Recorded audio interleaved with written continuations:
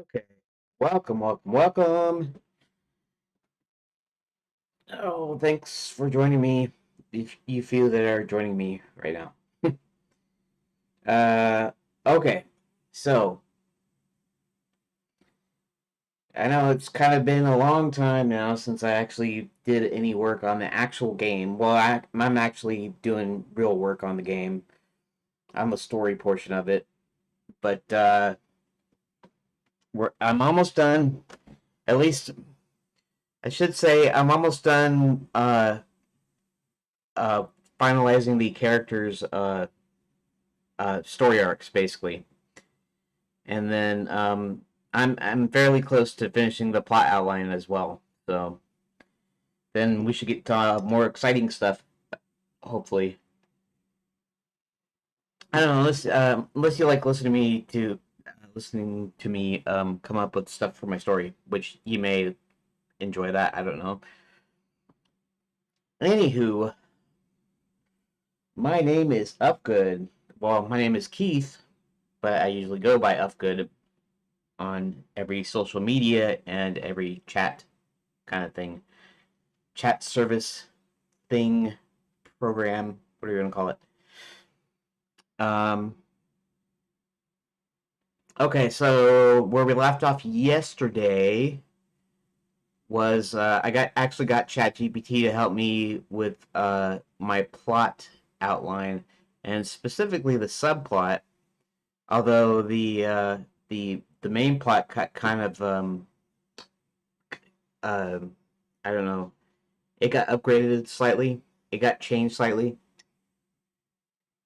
So instead of escaping people that he was exposing their tricks, instead he's escaping the police because he's a con artist and a thief. And okay, so let's kind of run through this. After reading this, after ChatGPT came up with some of this is still ChatGPT AI style talk, so to speak. But it has pretty much everything that I wanted in it. I got it to give me the ideas and help out a little bit. Okay, so let's look at the main plot. Zanzibar arrives in Enchanted Lands with the goal of pulling off his biggest con yet by organizing an extravagant magic show. He starts performing smaller tricks and scamming the locals, but he realizes he'll need more resources and a bigger audience to pull off his big plan. Okay, um, I should probably change that because I guess you can say the inciting incident is him arriving, but kind of the way he arrives. So I'm gonna actually modify that a little bit. Um, but I'll try to kind of keep the format here because these plot points are correct. I really want to change it. When Max offers to help him pull off his big show, um, or actually to pull off the shows in general. He knows he's going to pull off a big one, but anyways, here. Let's go here. Zanzibar, while escaping from the police in our world, our realm, uh, hides in a group of elderly gentlemen who appear to be dressed strangely. That'd be like cloaks and pointy hats, and some of them not with pointy hats, and we'll do different things basically. Um, when they go through a portal, he figures he'll go with them and ends up in enchanted lands. Um,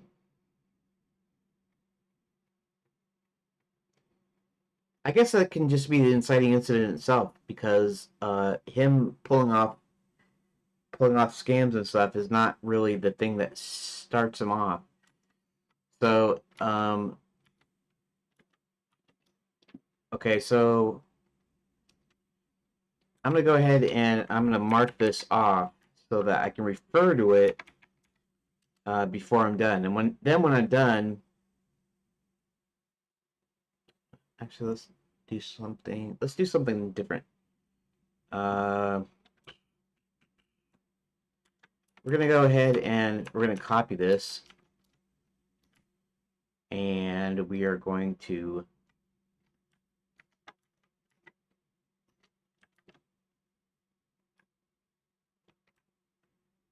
see here. Okay. And instead of doing that little note thing,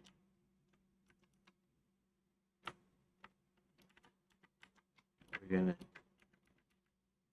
put this kind of back the way it was. That way, I still have a copy of it. Like I always do anyways. This is usually what I tend to do anyways. Is, it's sort of like backup, right? I mostly don't want to lose anything that I work on, that I develop. So I'm not going to do a lot of changes when I do a kind of a major change, like removing stuff completely. I'm going to do it off of a copy. Okay.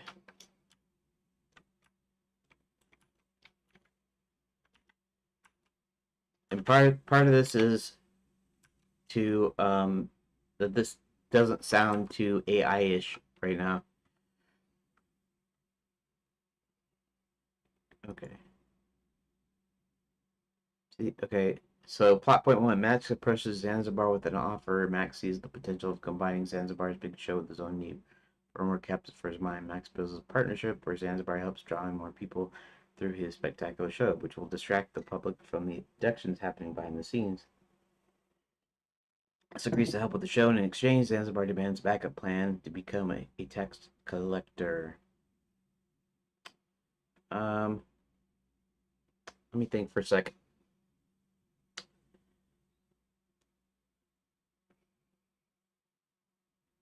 Just came out the tax money.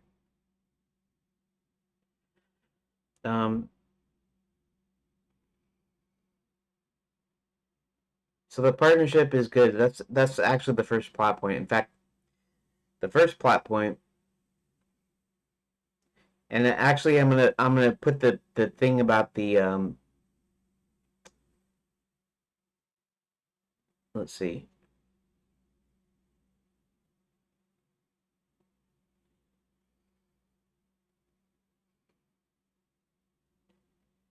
Well, okay. So let me say what I was thinking here before somebody gets bored.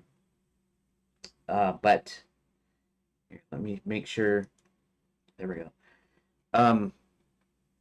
So okay. So what I'm reading here, right?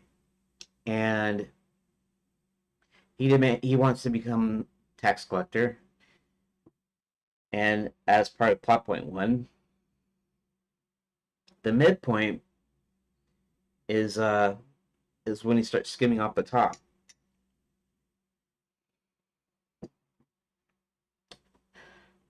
Now, what I was thinking that maybe the plot point 1 is the whole tax thing.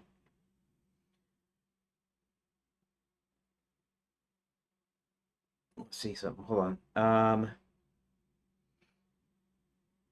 Where he takes the tax collectorship, and then the midpoint. How was it going? Yeah, I don't know. I'm having a problem with this in my head about how this is structured. Really, plot point 1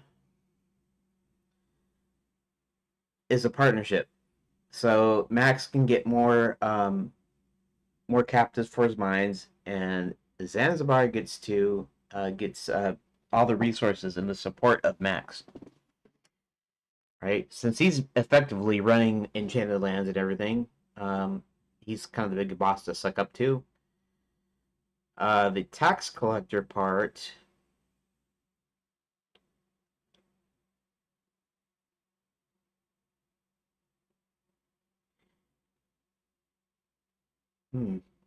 Let's think.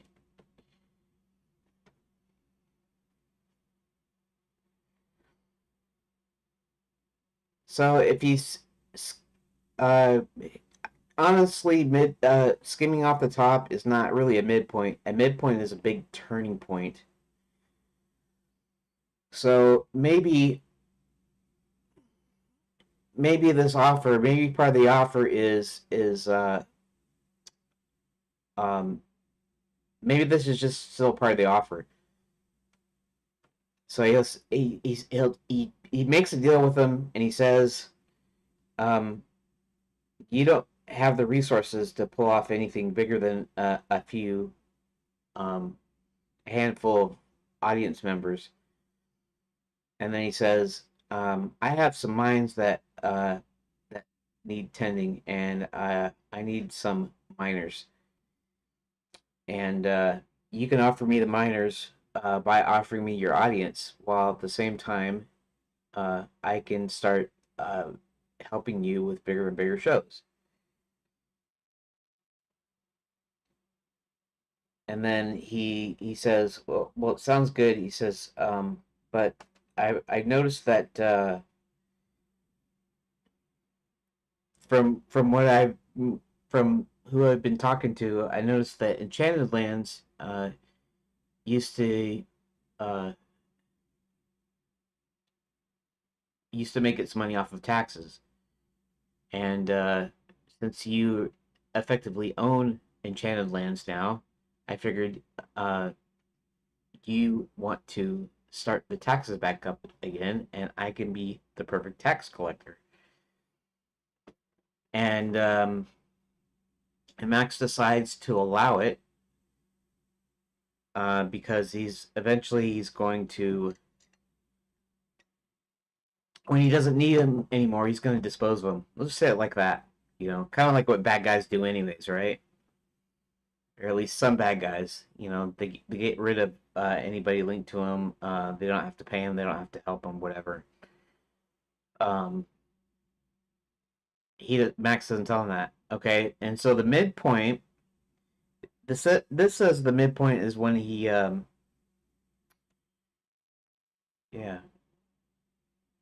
See, I have the big show in here, but I haven't actually explained the big show in any of these points. I've only explained it in the major deal. So Zanzibar wants to do a big show, and so let's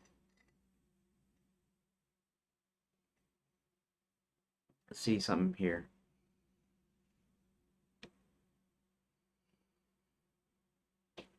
I don't know what's a good main turning point here. I mean, I guess I'm putting a little too much thought into it, but I think the midpoint would be that he wants to build this big show, this really big show,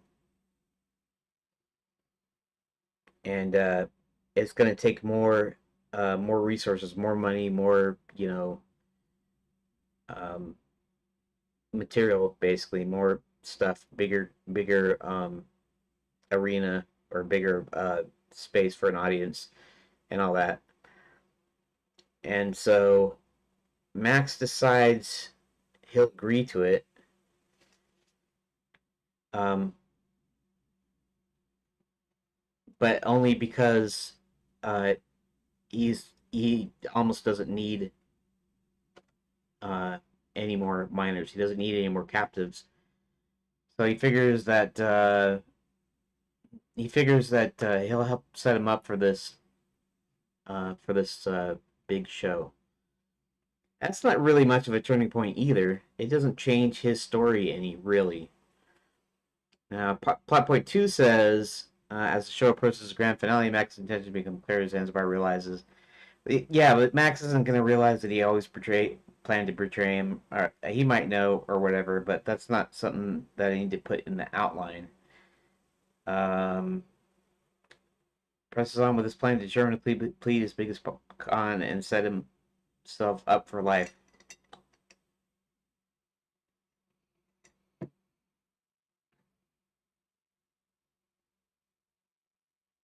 Hmm. Or I could combine the midpoint. I could combine with the previous approach, whereas um, he becomes tax collector and he does it for a while, and then during the midpoint he decides he wants to do the super big thing and that he needs he needs some backup money just in case things go wrong. And so that's when he decides to skim off the top, which is kind of what it shows here in the midpoint. But this is also where he decides that in order to really retire, to really, um, uh, you know, to get one last big deal, that's when he comes up with this big show, and then he comes to Max and says, um, you know, all this is well and good, but I really always wanted to make, a really big show with, thousands of people and um, doing my biggest tricks yet and all this stuff. And Max agrees to it only because he's planning on betraying him anyways. And I don't know if does Max know that he's skimming off the top just yet. Maybe plot point two is when Max finds out. Um, but Max's intentions were always to kind of betray him anyways, or really, okay, so maybe you can do this thing where he decides he's going to get rid of him, but he doesn't really have an idea yet. He doesn't know how he's going to do it, and so he's just fine with this. And then as plot point two happens, he discovers that he's taken money off the top, figures out where it is, and yeah, that actually sounds better. That kind of sounds a lot better, actually. Okay, so let's go back to plot point one. Max approaches Zanzibar with an offer. Okay, so so this is now this is the bottom, right? Yeah. Okay. So we're gonna do this. Zanzibar. Maybe I should just call him Melvin because I decided his first name is Melvin. Zanzibar finds out since no let's see, how do I say this?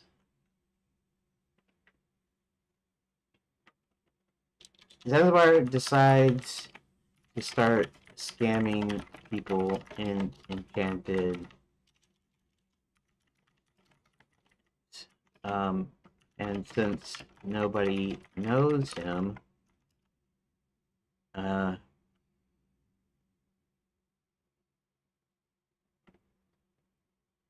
decides to start scamming people in Enchanted since nobody knows him.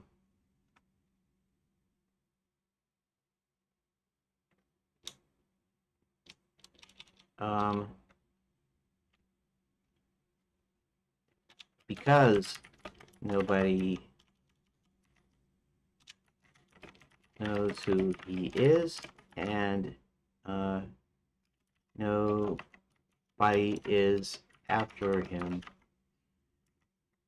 So they don't know who he is. Then I could do the thing. Oh yeah, and this makes the first plot point a little bit stronger too. Uh, and well, okay, let's do that.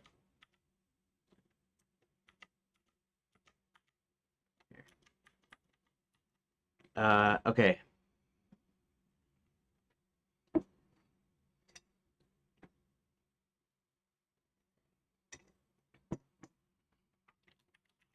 So one day, uh, Zanzibar is putting on a small show.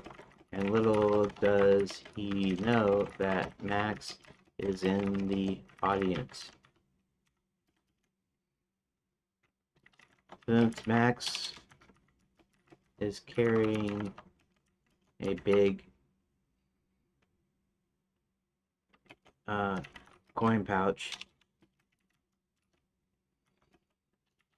Zanzibar instructs Corvus to retrieve it. Now remember, Corvus is actually Zanzibar's sidekick. Do I have that in there?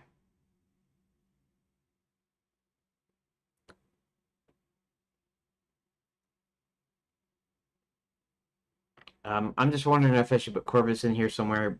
He's not. He's sort of important at the one hand, but um,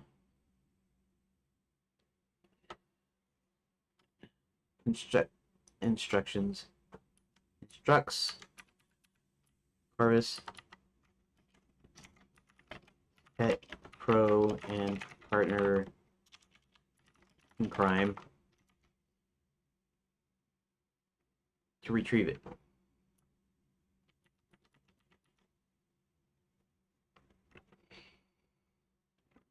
Max finishes the show as normal and starts to move on when Max notices his coin purse is missing.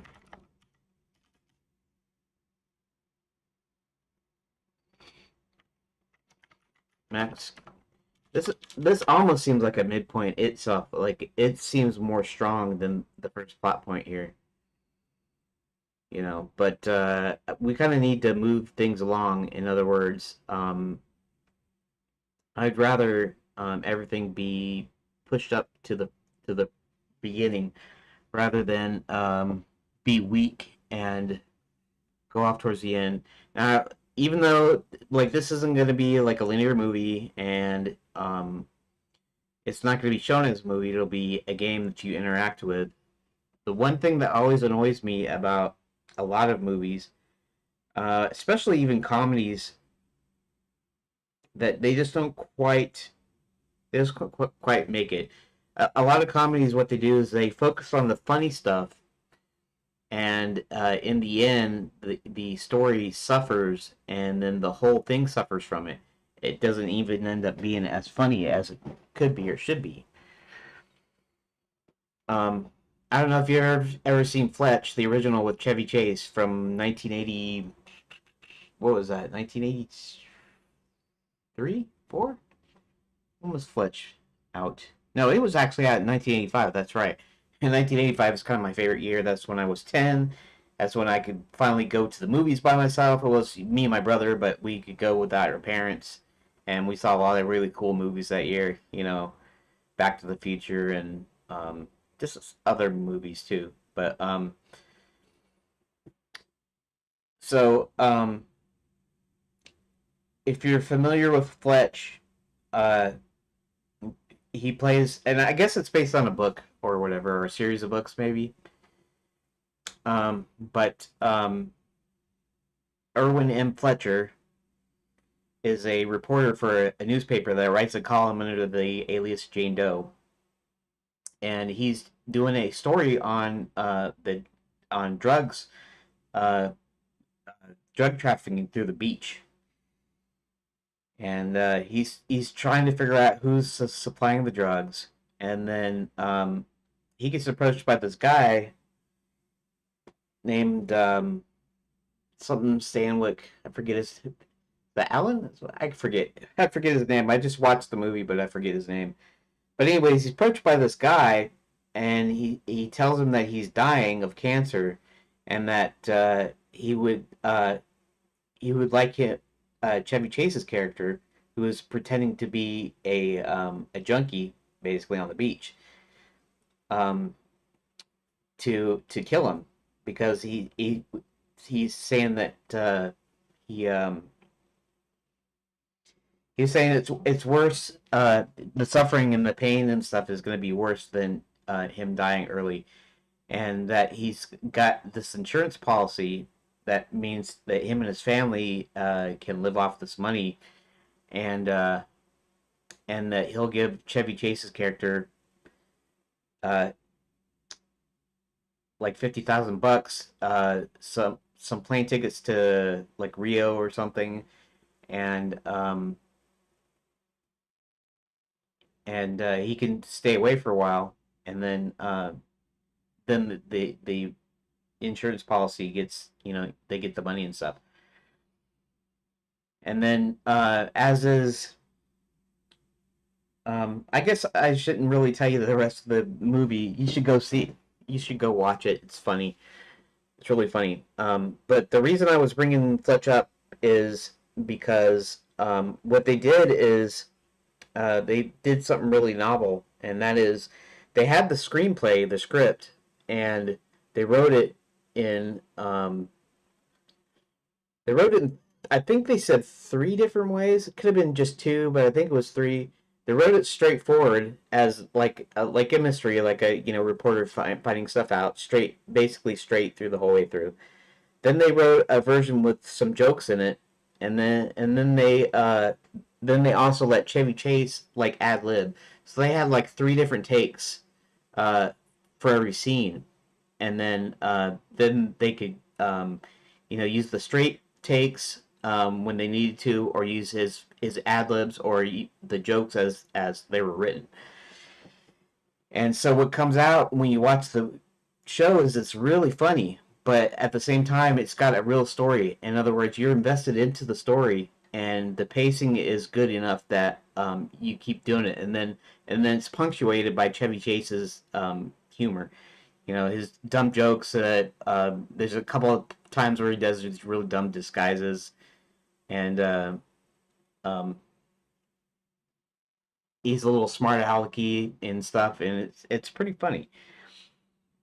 And then later on, somewhere in I think the early '90s, somewhere, um, they make a sequel, Fletch Lives, and Fletch Lives really isn't funny at all.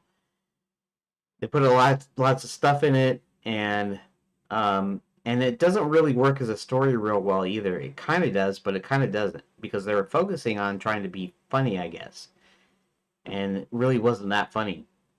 And and so when you watch a movie where they're focusing on the funny humor parts, your story suffers. So really, what you need to do is you need to write it as a straight story, and then you write the funny stuff in afterwards, and add it in afterwards, and that makes it solid. I'll give you another example, which is an even better example of what I'm talking about. If you ever seen Paul, you know what? That's interesting. I didn't even have my stupid desktop on. It's been webcam the whole stupid time. Dumb of me. That's all right. You're probably listening anyways. You're probably not even watching it, so um, that doesn't matter. Paul Blart, Mall Cop, right? So Paul Blart is Kevin. What's his name? Um, why can't I think of his name? Yeah, let's Paul Blart, Mall Cop. Kevin James. There we go. Anyways, so Paul Blart is it shows him trying to get a job as a police officer, and he has a low sugar problem, so that sometimes he collapses basically, unless he gets unless he eats something, and because of that instead he's working as a mall cop basically for most of his life, and um, somebody comes in, and he's a new guy on the job, and he's supposed to show him around, And basically, the first half of the movie, they're just doing this, kind of dumb stuff, Kevin James stuff. It's kind of funny. It's not hilarious. It's not terrible either. It's not bad, but it's only halfway in the movie when the story gets really started, because this guy that he hired ends up being like this major thief, and so after the mall closes, getting everybody out of there, they go to like break into the different stores and their cash registers, I guess, and or I don't know if they were doing like these vaults or whatever, but basically they were stealing the cash, and of course Paul Blart is actually in the mall after closing, and then they kind of turn it into this funny kind of like almost Die Hard esque kind of um, movie. There's a few people in the store still, and they hold them hostage while they go and steal the stuff. I think I think they really do it like Die Hard, if I remember right. It's been a little while since I've seen it, but basically they hold these people in the mall hostage. A few of them, not all of them, but a few of them hostage, to give them enough time so they can steal the money out of the deal. And of course, Paul Blart, he basically ends up beating them and stuff, and it's funny and it's pretty good. And it's really the last half of the movie where the pacing's the best, because the first half of the movie is just funny dumb stuff. If they would have instead stretched it out, did it like a serious movie, and did not inserted the funny stuff until afterwards, it would have been like way way better. And I think he was just trying to do a sort of like a Die Hard. And so um, now, how does this go back to my game? I get it. I get when I go off on a tangent because I do this a lot. I'm sorry, that's just the way things go. But um, let me get to the point. I should be getting to the point if I can. But so uh, the biggest problem that I see in movies where the pacing is not very good and doesn't turn out to be that great of a movie, regardless of whether it's a comedy or not, whether it can just be an action movie or something, is it's really slow until it kicks in, and usually this like the midpoint or the second plot point should actually have been pushed ahead to the first plot point. So all of that should be pushed ahead so that they could just really get it going. And so the pacing is thrown off, and then the movie just turns out to not be that great because they didn't start things early like they should have. And so that's what I'm trying to do here is I'm trying to make sure that uh, that it's strong enough early on so that the pacing doesn't suffer, so it doesn't seem slow and drawn out. Now, maybe in this game it wouldn't matter as much. Why? Because I have a ton of people in this game, a ton of characters, uh, half of which at least will be playable. You might even, I still might allow you to play the villains, maybe, but that requires adding in more of the story, more plot outline. Right now, I'm just doing just enough for purposes of completing the story, kind of like you would normally, kind of like you would with the one main protagonist, and the rest of everybody else being like NPCs or something. But and I still might narrow this down. It might be a few people. I don't know. I haven't decided yet. Well, I'll have to decide maybe after the choose your own adventure style thing is done, because I'm gonna expand out when I go. Each phase is gonna expand out more, a little bit more story, a little bit more stuff in it, so that it stays manageable. Anyways, so what I want to do is I just want to make sure this is strong. So that's why plot point one is the meeting between them two, and all I was saying was that because of how important of an event it is, because it turns the story.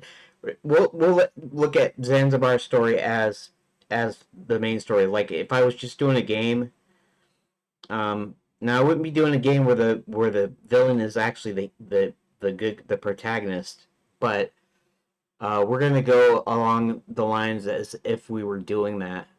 So if I was doing that and I was only doing him, um, this is kind of a big turning point in his life and in his career, right? Is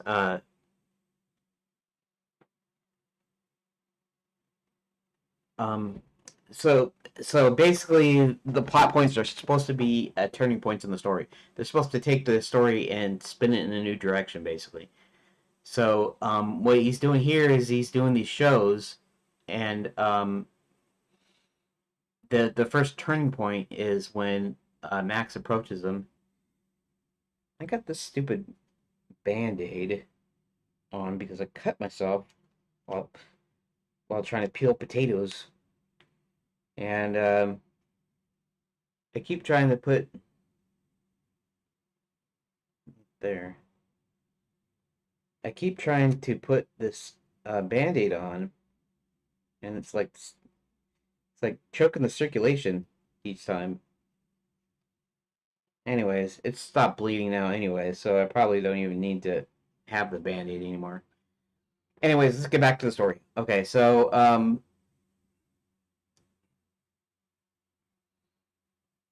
this is a big turning point, right?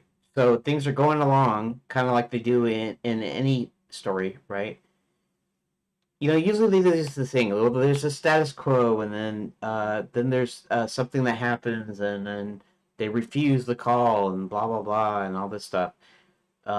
Obviously, that's not exactly how this is going to work, but um, this is kind of a similar thing. This isn't a status quo, but what it is he gets thrown into Enchanted Lands. Then he discovers that he can probably scam people here just as well as he can anywhere else, and he um,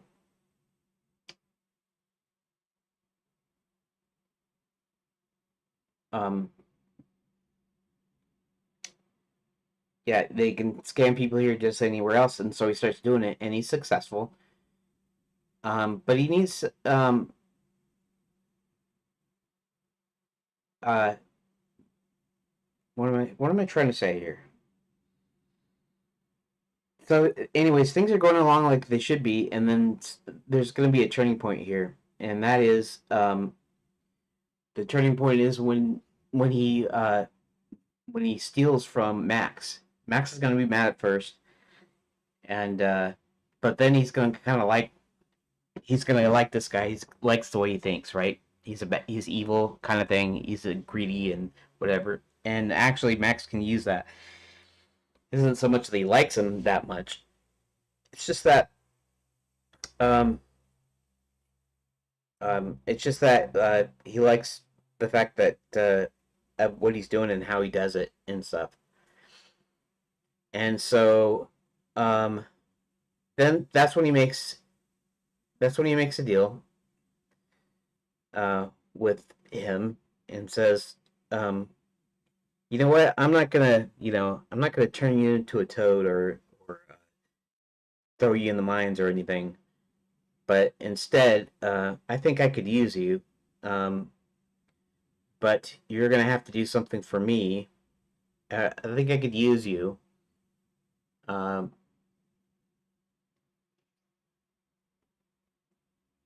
and well, I don't know how the stupid dialogue's gonna go, but basically, he approaches him with this offer and says, "Okay, I need people to work my mines, and the way I've been doing it is not yielding uh, very good results anymore.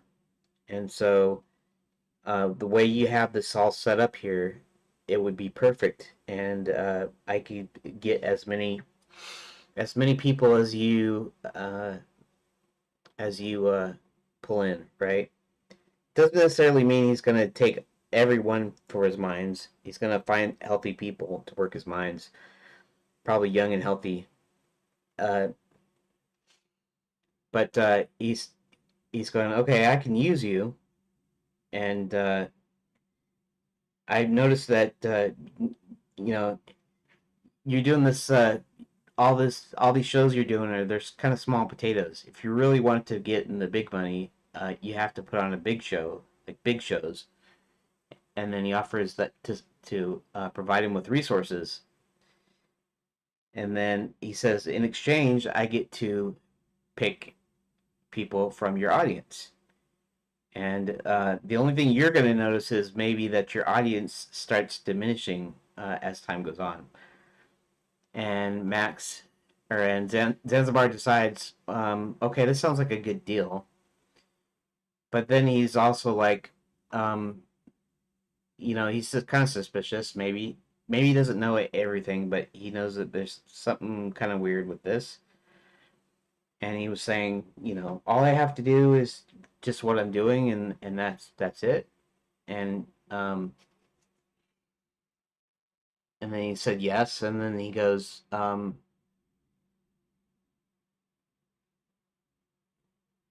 don't know how he's going to broach the subject because he's got to broach the subject that that he needs a tax collector.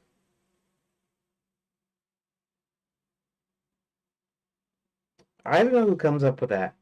I thought the idea would be that Zanzibar kind of found out a little bit about the lands and how they work and stuff, and that he was going to propose to him to be his tax collector.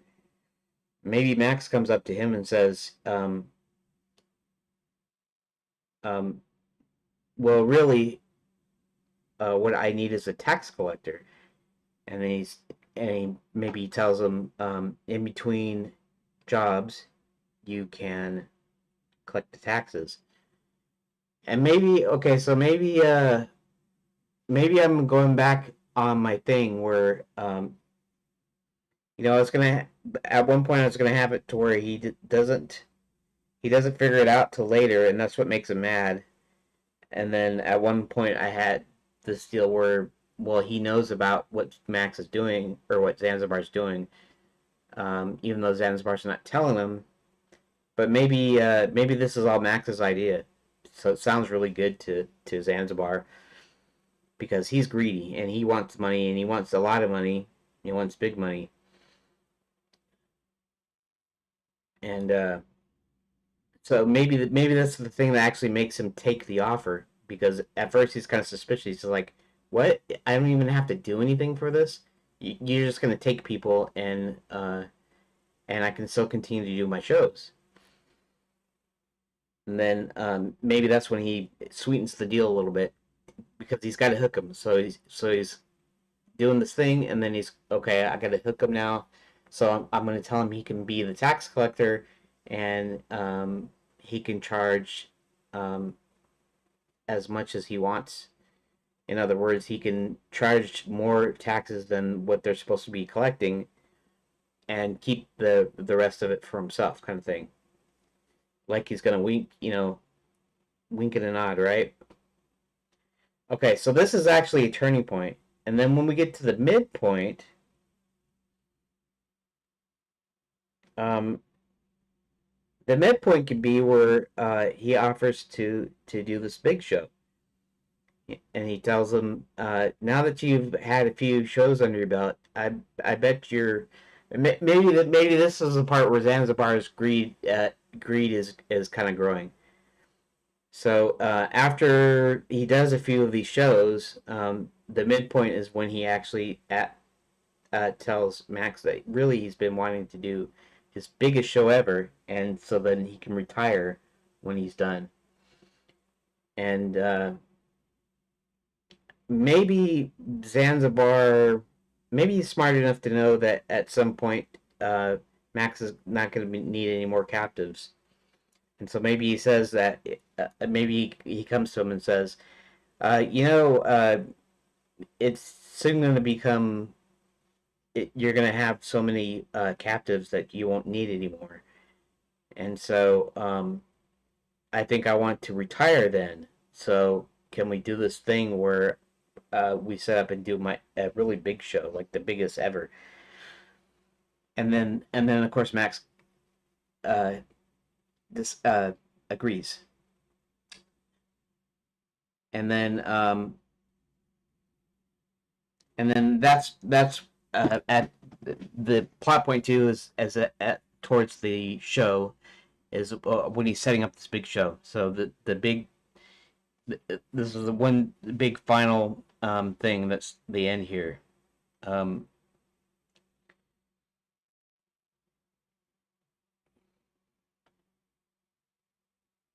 so yeah, I don't know if that's too weak or not. Let's write this thing and then I'll decide if I need to strengthen it or change it later. Okay.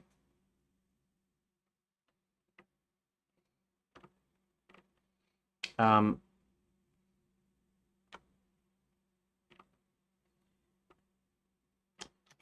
Max,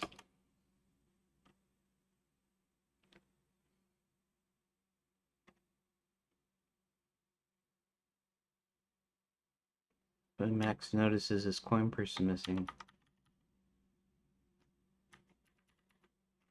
realizing Zanzibar must have taken it, he's about ready. Let's see.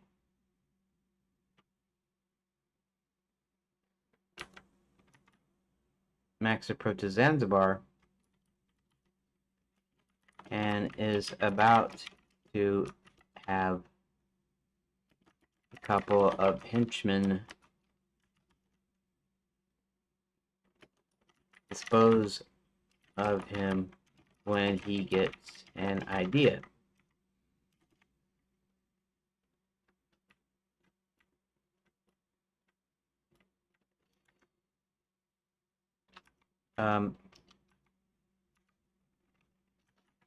Max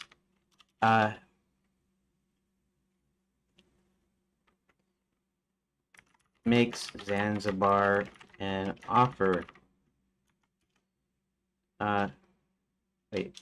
Max tells Zanzibar that he needs to make his shows larger to make the big money, and says that he'll help him if Zanzibar will do something for him in return.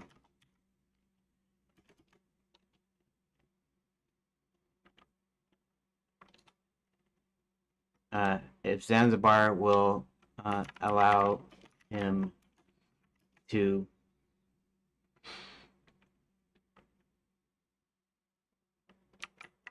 take some of his audience away at each show.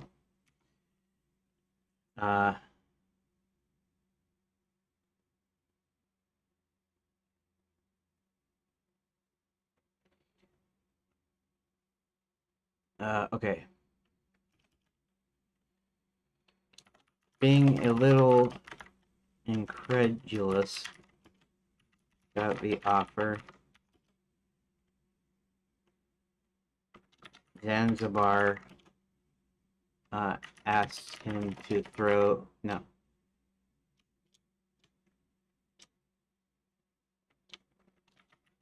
Zanzibar is a little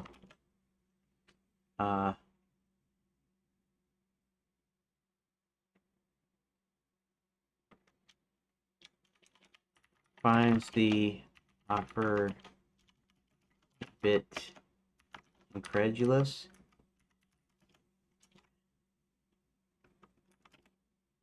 but Max, seeing his hesitancy,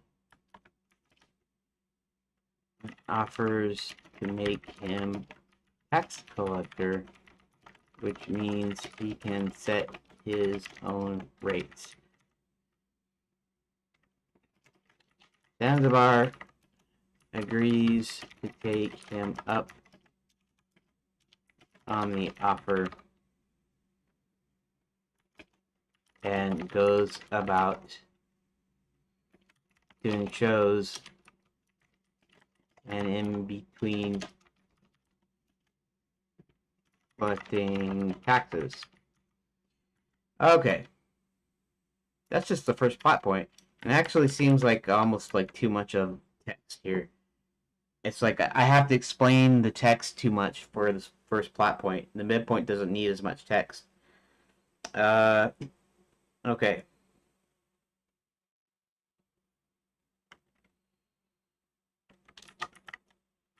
Zanzibar starts noticing. Okay, he's not going to tell him that he's going to lose people. He's going to starts noticing the crowds getting smaller. I'm not sure how I'll show this in the game. I'm going to try to make sure that I don't have too much thing here, even in the offering and stuff. So I'm going to try to make sure that this is kind of streamlined a little bit. Um,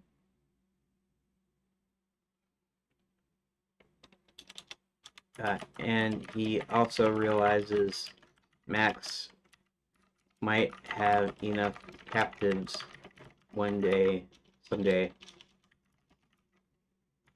and decides he wants to make a really big final show, one that he can retire on.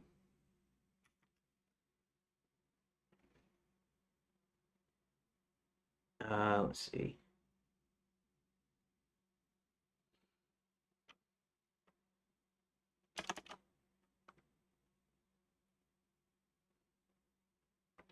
Max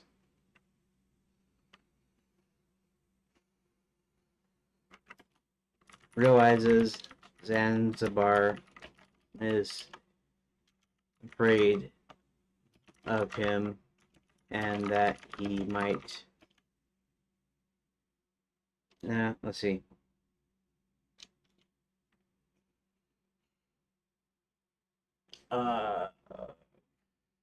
I don't know that this is very strong, but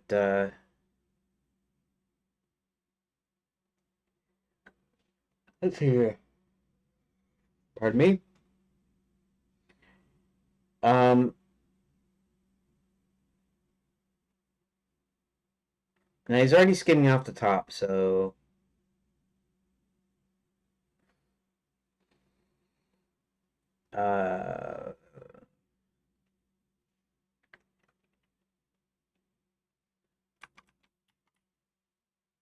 one that he can retire on.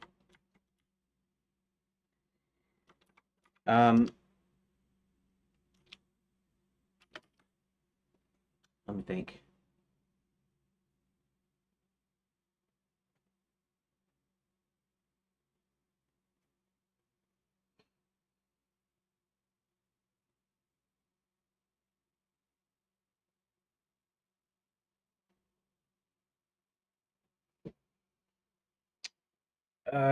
Okay.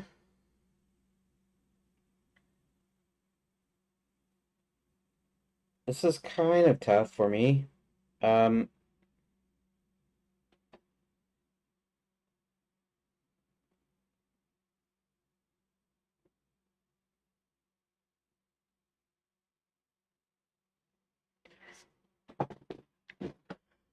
oh, sorry. Let's see what time. Hold on a sec. Um,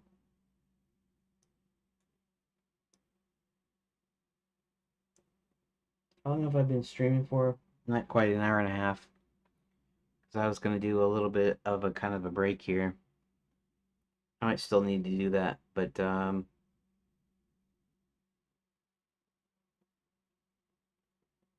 okay.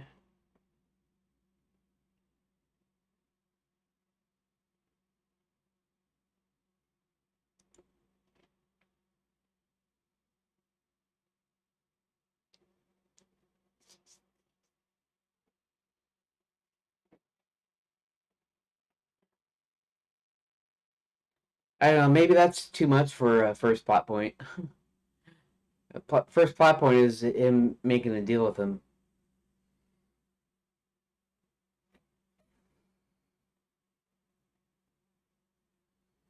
Maybe I should put that back. The tax thingy.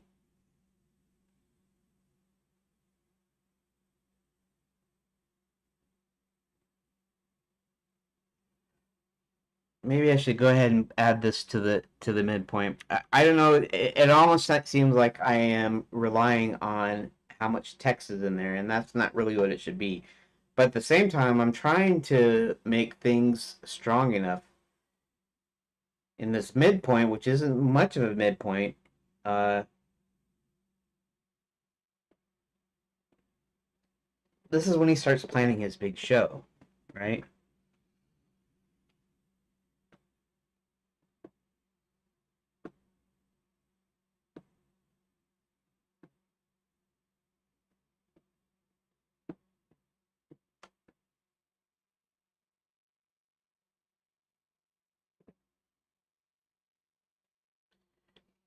Okay, so the whole idea, the whole incentive for being the tax collector is so that he can make more money. And I don't think Max would just give him this job uh,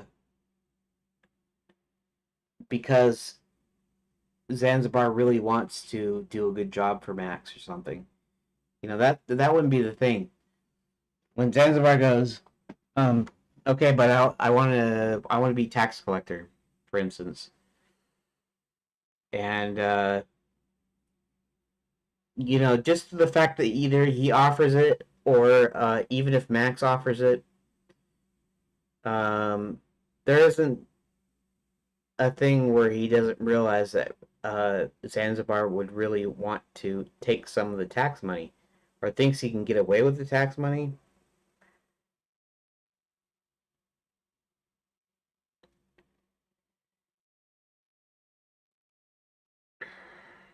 So,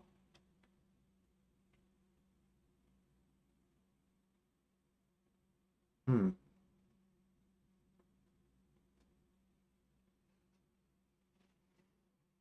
So there's a thing there. Uh, why would Max want to be a tax collector? Well, we know why, because he'd want to steal money from the top of that. Why would Max want him to be a tax collector? He wouldn't unless he was doing it as an incentive to keep him reeled in. I don't know. I have to think about that for a sec. You know what? I need to take a small bathroom break, anyways. I'm gonna do go on break. So basically, it's not gonna be like the other breaks. They're really long ones, but I need a few minutes. Turn off the coffee pot and a couple things. Uh, and I need to think for a sec. So I'll be back in probably 10 minutes or less. Um, of course, this isn't my main break. This is just a little break. You know, I'm gonna use the bathroom real quick. I'm gonna go in, shut off the coffee pot, and then I'll be back in probably a few minutes, less than 10 minutes, hopefully. So no need to leave or turn off the stream or whatever because I'm not gonna be gone that long. Anyways, so yeah, I'll see you in a few minutes.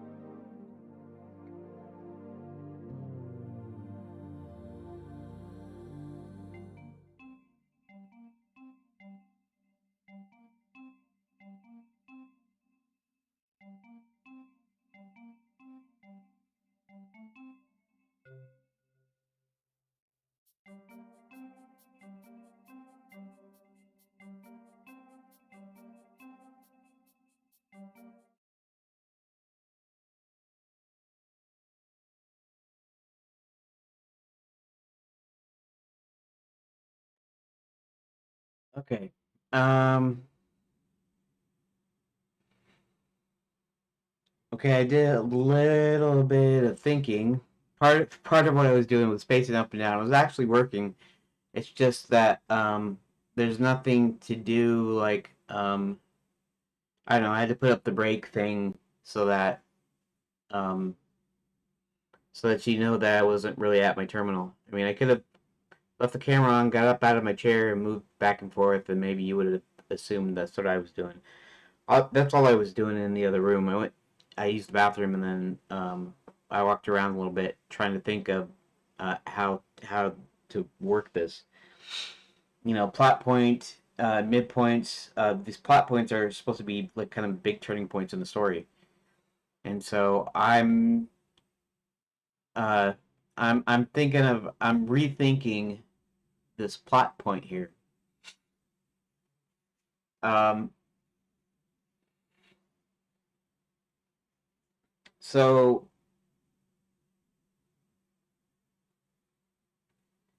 Max decides to offer to help him put on bigger shows if he does something for him. But instead of the people disappearing being part of that, he said he's going to need a tax collector, and we'll go along with the idea that maybe Max will intimidate or is intimidating to Zanzibar and saying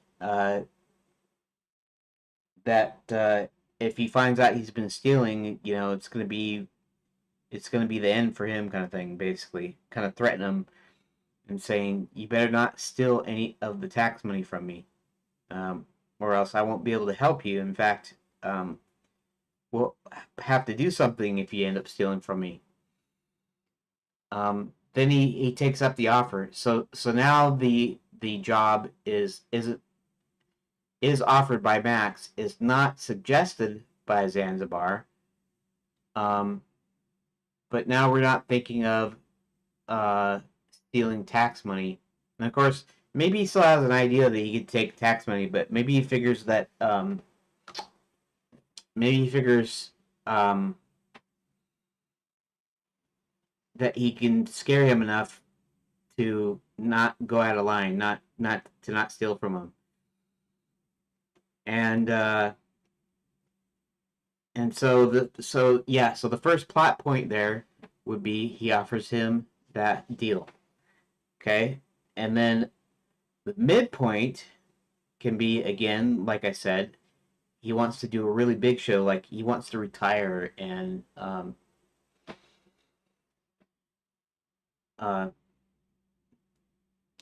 he likes this idea of having so much, you know, taking so much tome after this show that he can just go and go live in peace or whatever.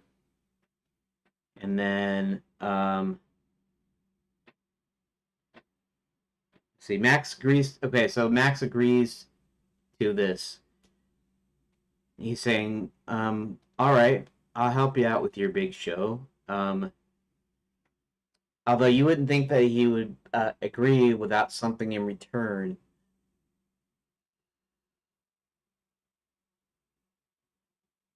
Mm,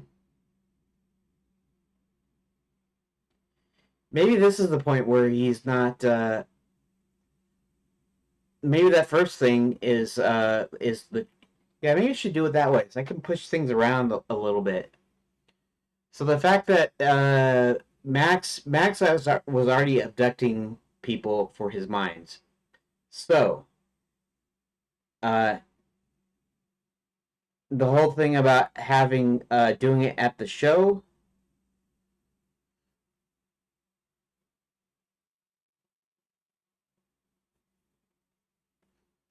Okay. Let's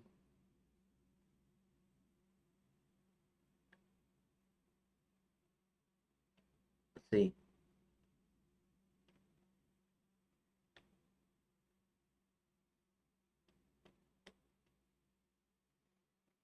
He doesn't put on the big show until plot point two. Plot point two is where he actually gets caught skimming the top off the taxes. he's caught stealing the taxes. And so I still need the kind of this. I need a good strong like pin for the midpoint here. So the first plot point, he offers to help him if he becomes his tax collector. Of course, he agrees, and then they keep doing this. They keep doing shows, and then he suggests he needs one big score. He needs one big show to do, so that he can go retire somewhere. And the only thing is Max can agree to it, but if you were a bad guy, for one thing, maybe you wouldn't want to. Maybe you wouldn't want him to quit for whatever reason. He's getting taxes. At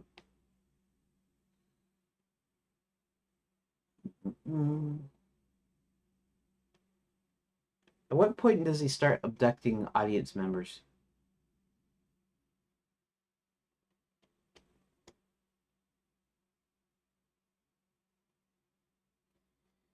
Okay, so okay, this is my original thought. My original idea, and original meaning just what I thought up a few minutes ago, basically. My first idea was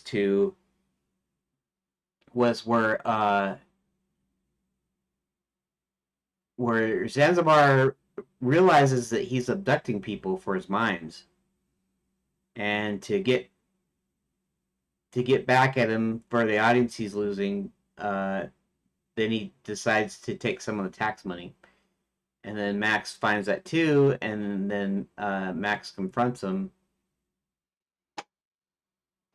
But this is where we're supposed to be doing the big show. So, how do I reconcile those?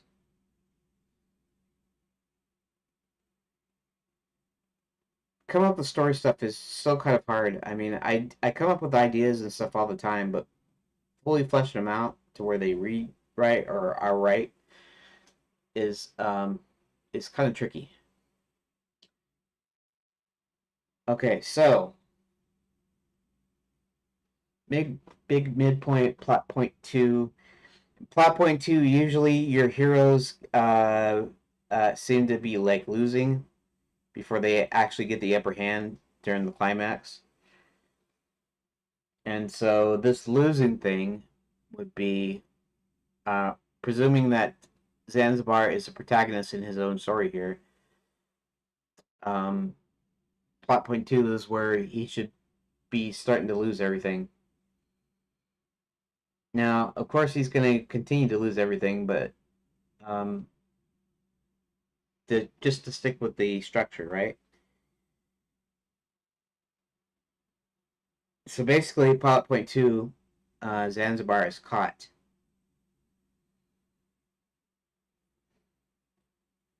and let's think something here.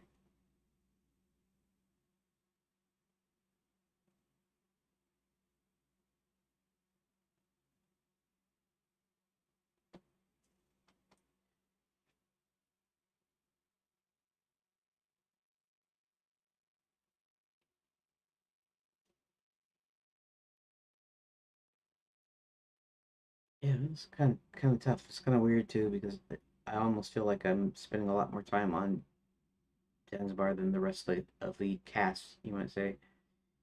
Um,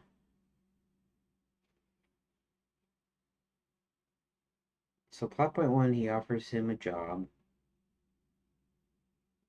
Um, Now my brain is starting to go.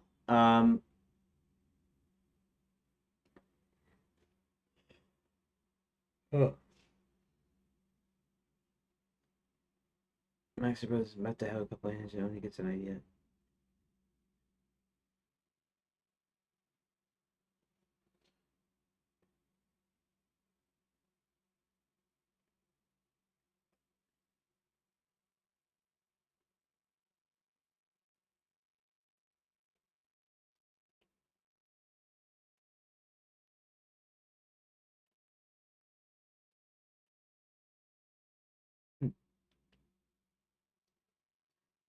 So I was gonna the deal where he abducts the audience.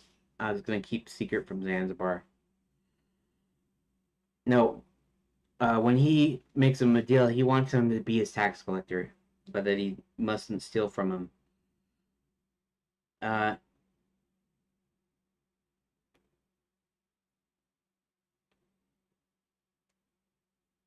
let's see, how does this work?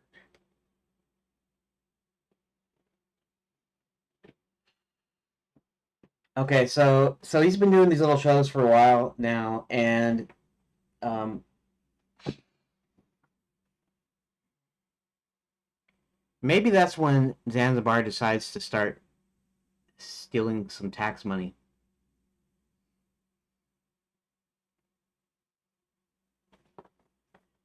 He's greedy, right? So he's so greedy that he's gonna want to increase his money making ability, you might say. So he takes a risk in starting to steal the tax money, and at the same time, uh, tells Max he needs to do a really huge show here so he can retire and leave. And Zanzibar is thinking that he's going to get away with this extra tax money that he's stolen.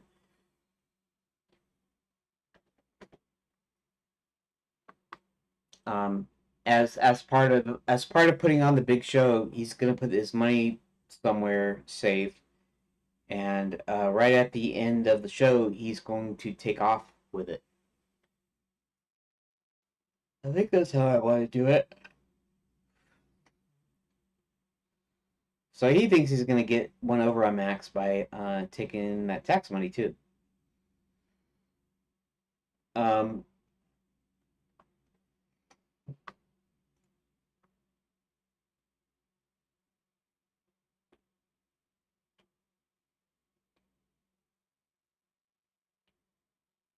Max confronts him. Max captures him, confronts him,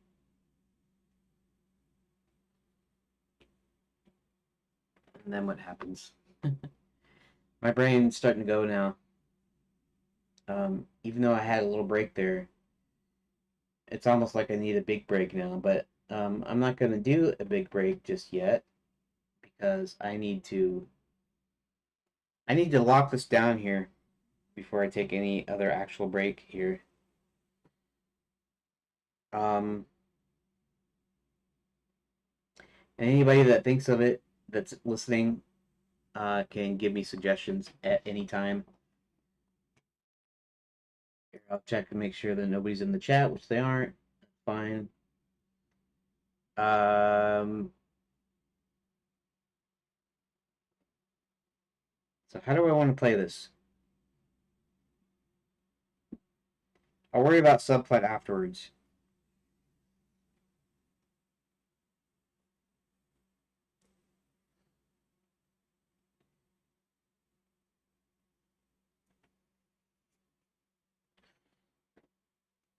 Okay, so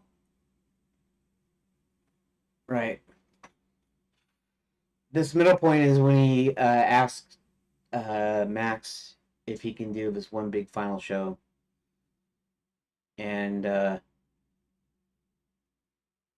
Zanzibar is using it as a let's think about this for a sec.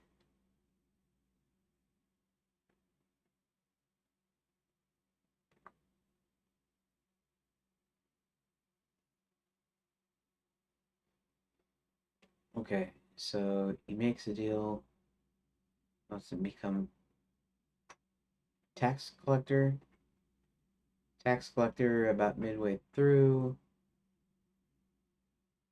And my mind's not working anymore today for some reason. Um,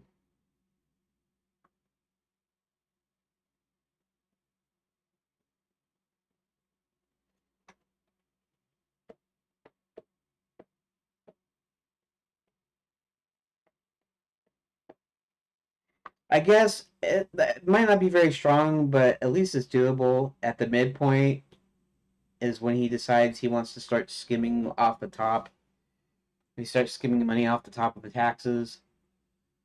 And at the same time, this is when he also proposes his big show, which Max eventually agrees to doing this big show. Where he doesn't really have any intention of letting him do the show, regardless.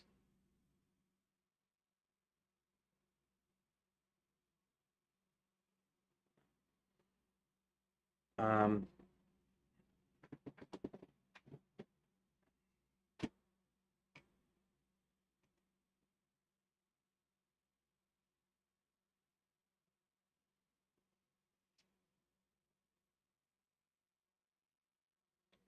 so honestly, the captives isn't even a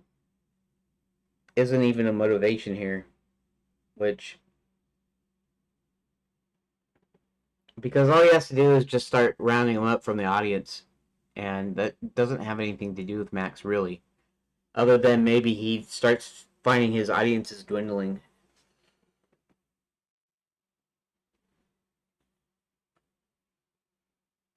Maybe that's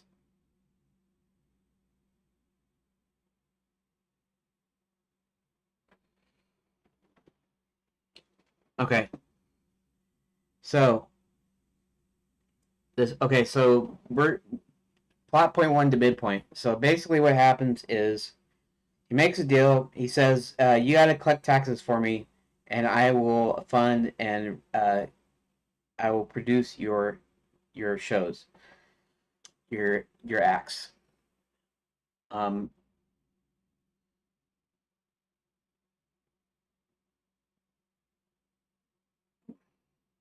what is wrong with me? Uh, okay, so plot point one, he makes a deal with him. He agrees to help him in exchange for collecting taxes. The uh, midpoint, Zanzibar starts noticing the crowds getting smaller. Uh, and not just that he didn't really know that because in this version he doesn't really know about the crowds about the abductions really, but he starts noticing them. He starts noticing them, and he realizes that maybe Max is using him for more than just collecting taxes. Maybe he's actually poaching his audience a little bit. And so what he decides to do is he decides to start skimming off the top of the taxes. And let's see.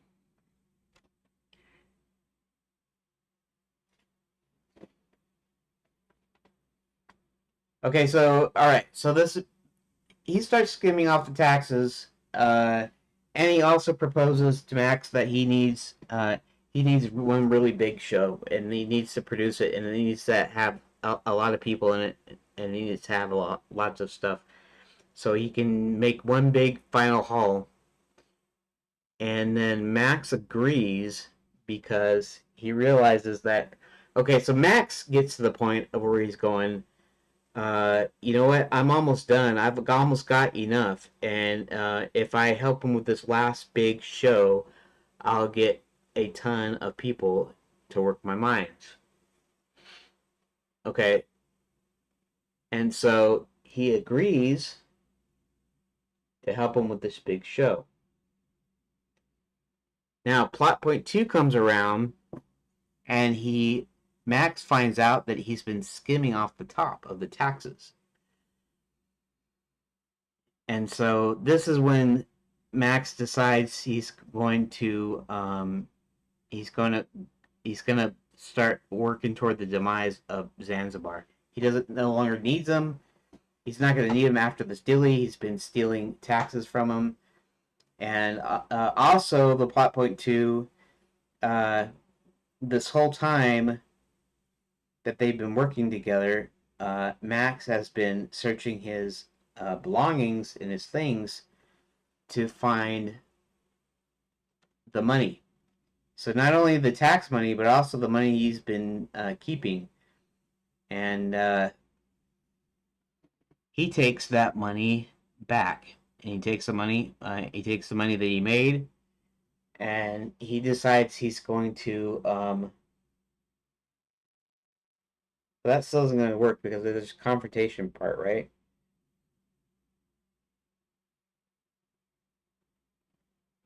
Um, I almost got almost.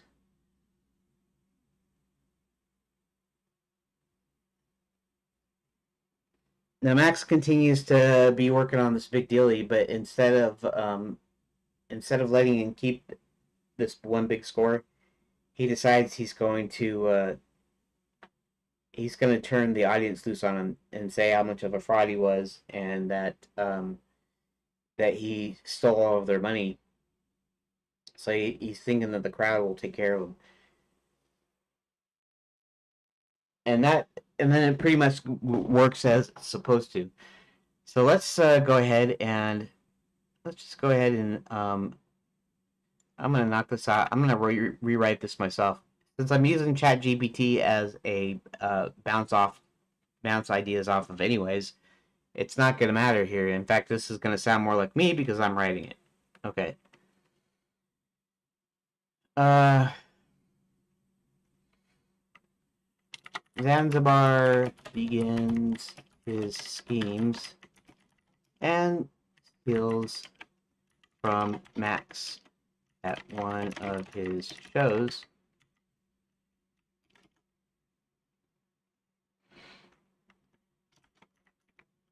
Max, finding out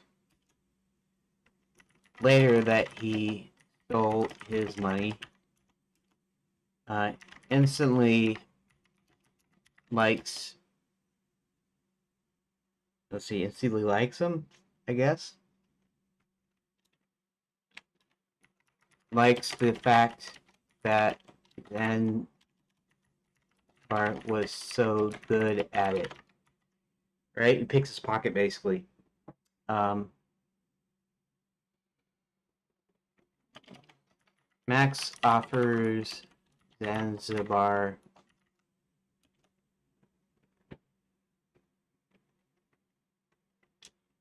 offers to help Zanzibar do larger productions and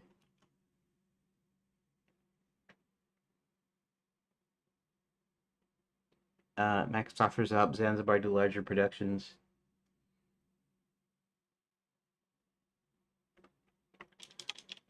But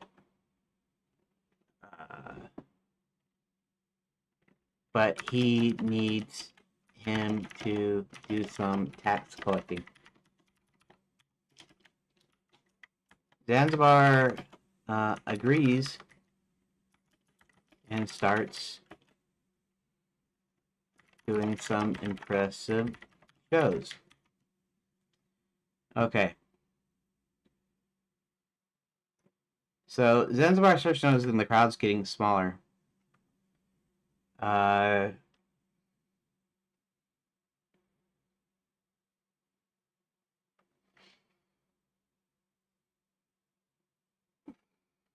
And realizes Max must have something to do with it.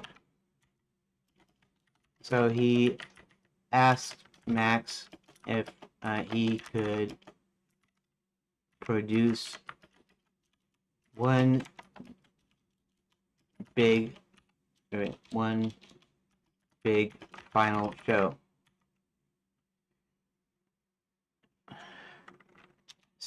So he can retire. Okay.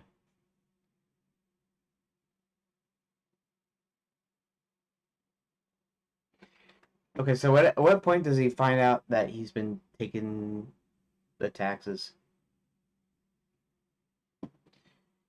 Here, we'll do it before this.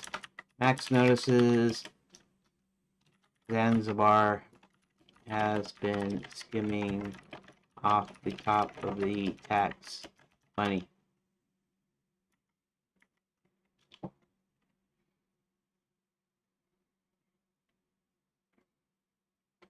Okay.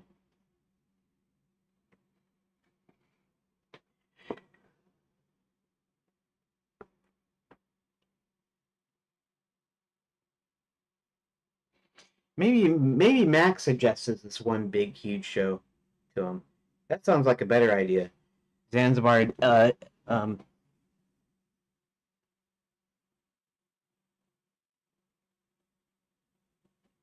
Let's see.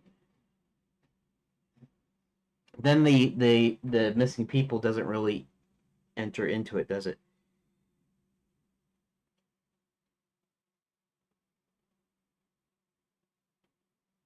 So so maybe Zanzibar doesn't have to know about the people. Maybe that's not really important for that.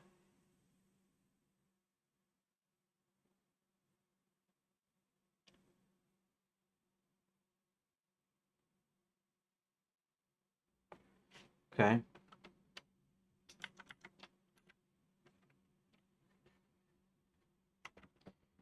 Okay. Max notices Zanzibar has been skimming off the top of the tax money.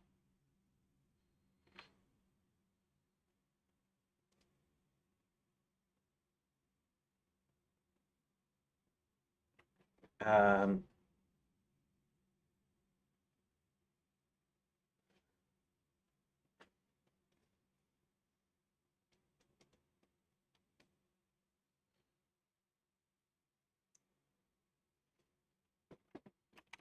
In retaliation, Max decides he's going to betray Zanzibar.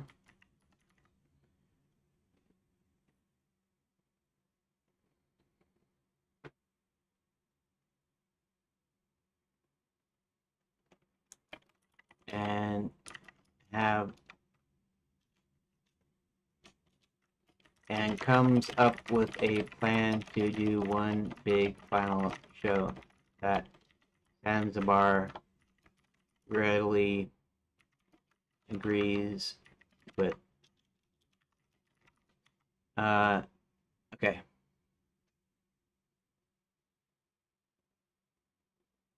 Um,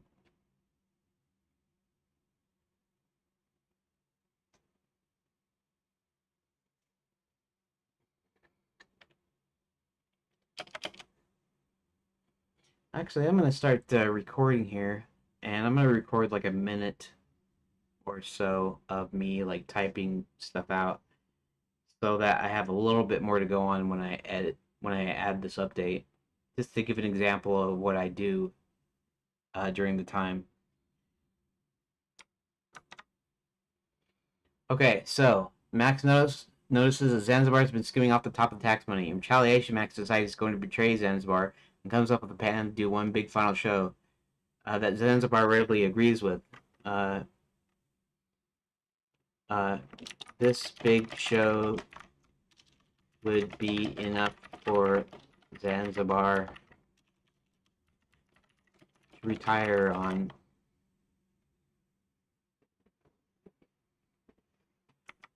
Okay.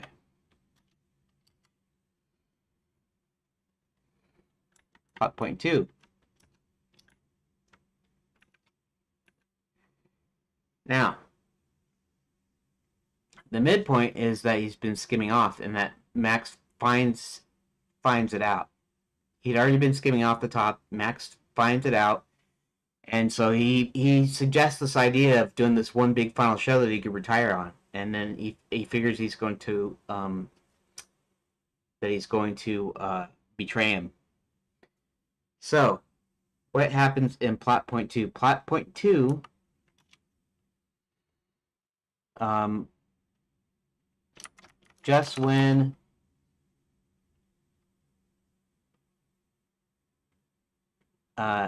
just after Zanzibar steals the audience's money, now numbering in the, we'll say hundreds. I would say thousands, but thousands might be technically too much. Now numbering in, steal the audience's money, now numbering in the hundreds. When Max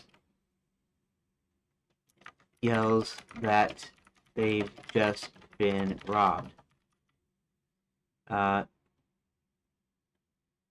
when Max just after not numbering the hundreds, Max yells that they've just been robbed. Okay. Uh,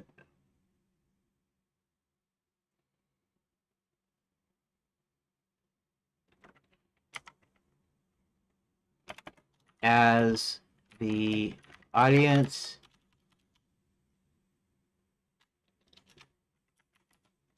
gets as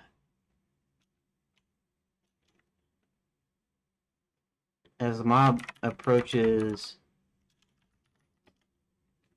Zanzibar, Max gets a message that the castle is being stormed.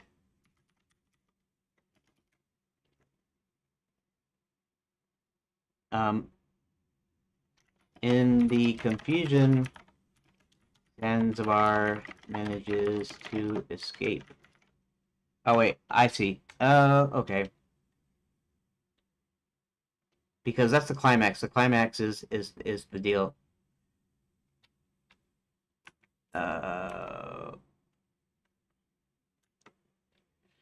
Okay, well, I still have to figure out plot point 2 then. Now I have to go through the agony of that.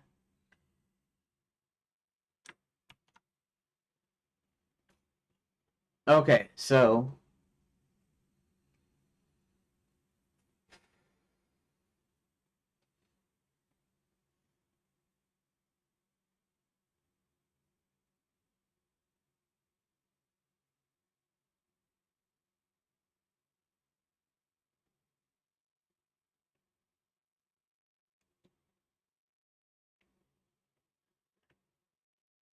okay, so maybe all right. I just did that little bit of recording. It's just going to be a little bit to give an idea of what I've been doing in the update, and I'll still do my little recording afterwards. But right now, I'm just continuing on. Okay, so this is actually going to technically be the climax. We'll do that. 5.2. Just before the show is about to go on.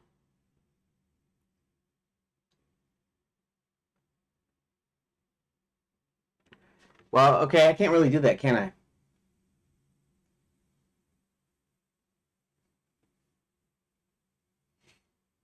I need a second plot point. What do I need a second plot point?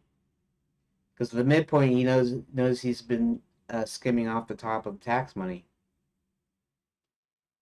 I could put the plot point 2 where he notices he's been skimming off the top of tax money, and then he catches him. But then I still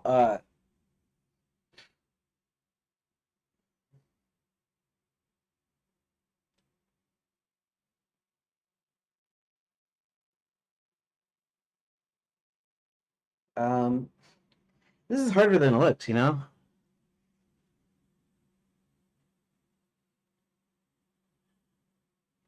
Max knows Zanzibar has been skimming off the top of tax money.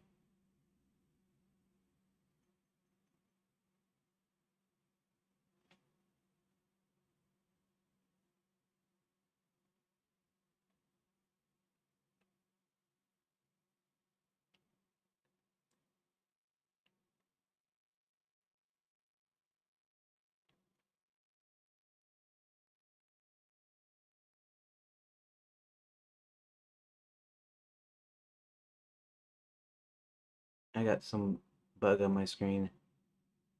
Oh, yeah, it's kind of official. Winter is officially over now.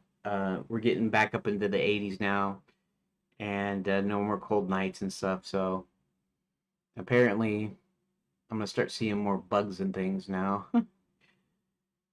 Anyways, okay, let's change this a little bit.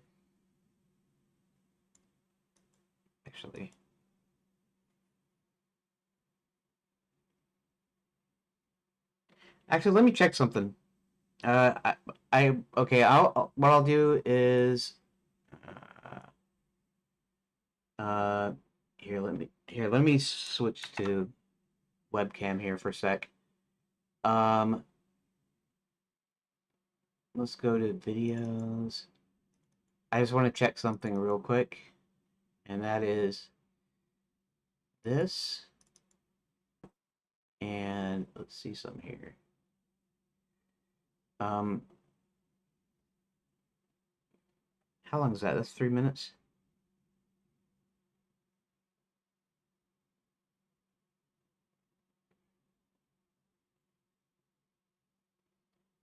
Okay. I mean, that would almost be the size of my... That's okay. You know what? I'll have to do a little extra editing on this one.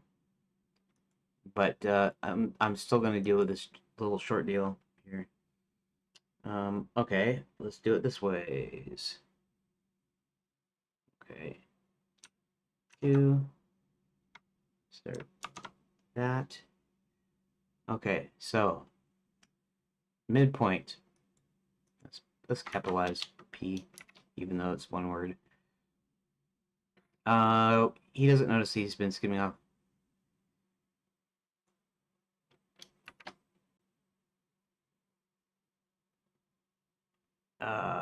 Let's see here.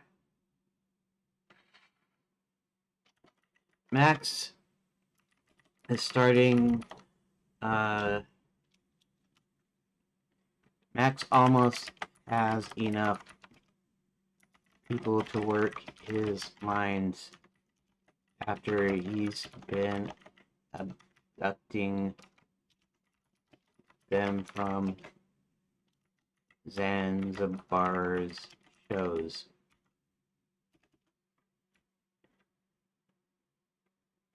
He decides he's going to betray Zanzibar, comes with the plan to do one big final show that Zanzibar readily agrees with. This show would be big enough for Zanzibar to retire on. Okay,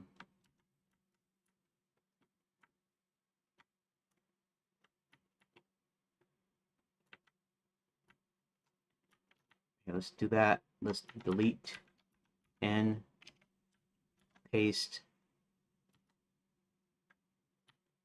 Zanzibar readily agrees. And this is cut off here. Thank you. Just before the show is about to go on, Max receives word that tax money was stolen,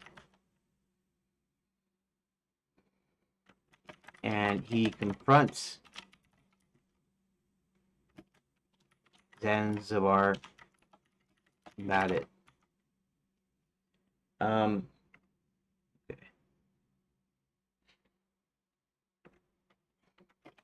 He threatens to expose Zanzibar as a fraud,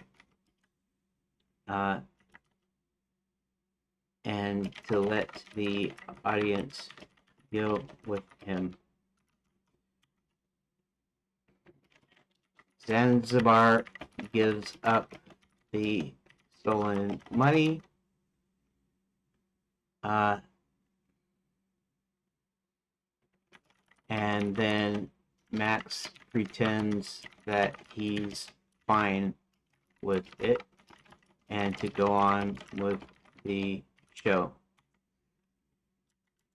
Just after Zanzibar steals the money, not numbering in the hundreds, Max yells that they've just been robbed. As the mob approaches Zanzibar, Max gets the message that the castle is being stormed. In the confusion, Zanzibar manages to escape. Okay. Alright, so I just recorded that little clip, and I might use one clip or the other. I might use this clip as the deal, because this is the final version here. So that, you know, when I get to editing, it's not so hard to edit, and there's enough material in there to edit with, you know. Okay, anyways,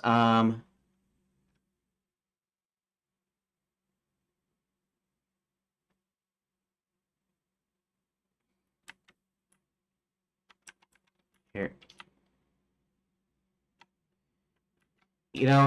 This is the climax, and sort of like a cliffhanger. It's not really a cliffhanger. In the old days with serials, how they do the modern action movie where something of action has to happen like every 15 minutes, and that's kind of like been a format that they've used for action movies. Um, and that went back to the old serials where something had to happen to put them in the heroes in danger, um, so that they could leave the show on a cliffhanger. Well, in a modern action movie, supposedly every 15 minutes is supposed to be like a cliffhanger till the next part, right? And so this is how I'm handling this here. He gets the message the castle is being stormed, and then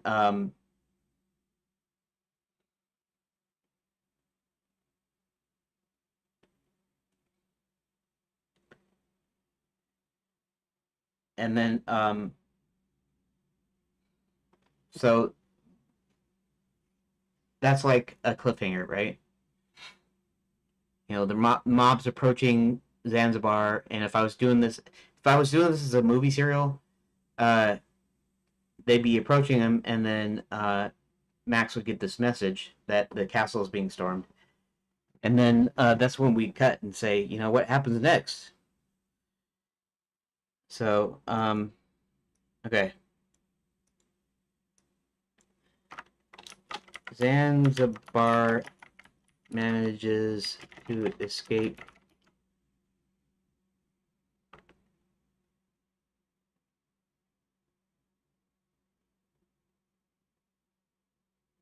uh, Max yells for all of his people to head toward castle. And as they're escaping and the mob is trying to make their way on the stage, Zanzibar escapes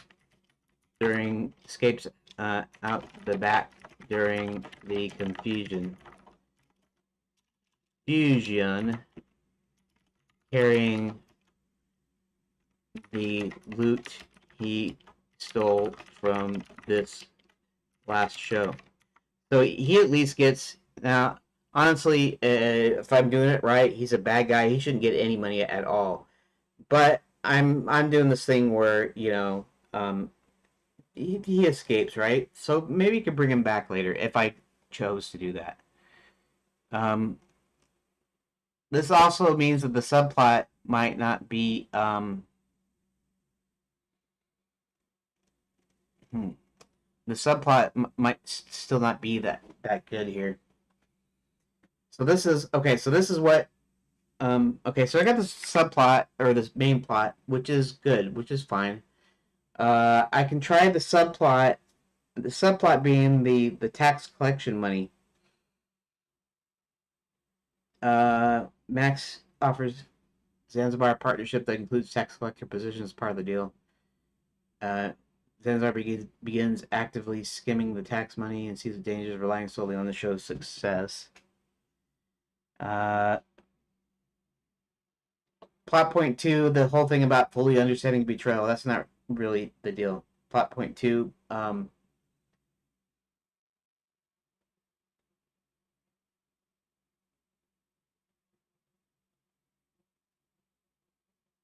hmm, yeah, it's almost what I showed up there. I mean, can I separate it or do I not separate it?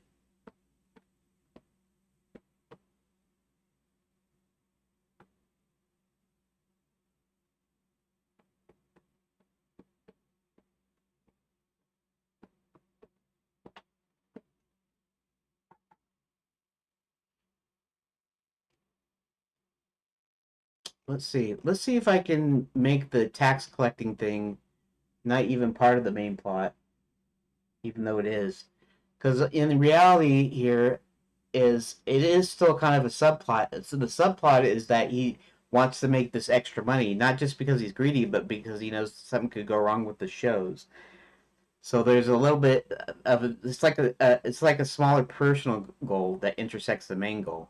So if I make the main plot not have anything to do with the tax collecting, but I make sure that the subplot is the tax collecting part of it that intersects with it, um, then the way I have it here is actually just fine. But I have the information here.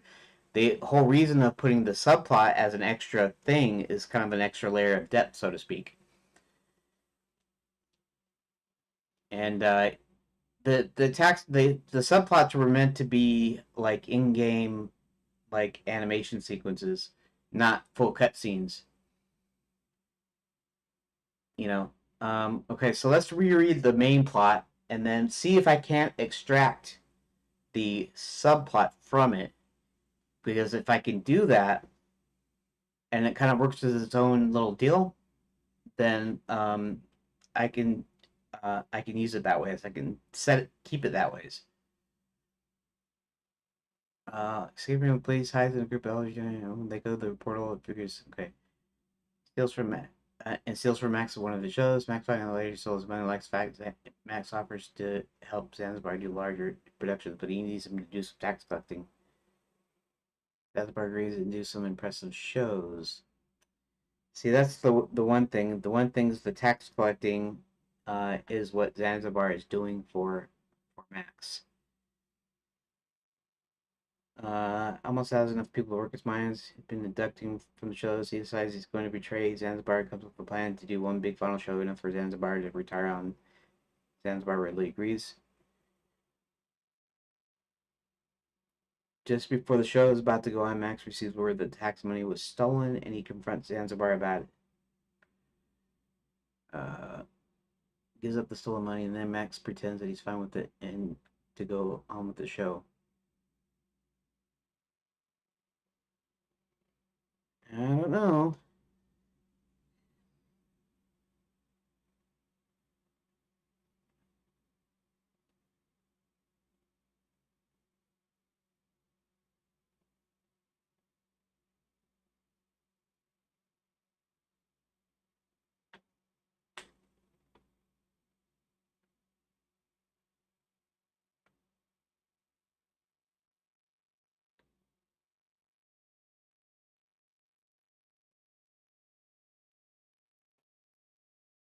Now, okay, so here's the thing.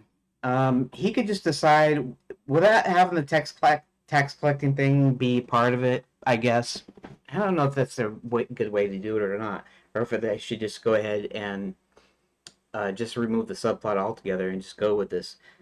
But this doesn't have to have anything to do with the tax money getting stolen.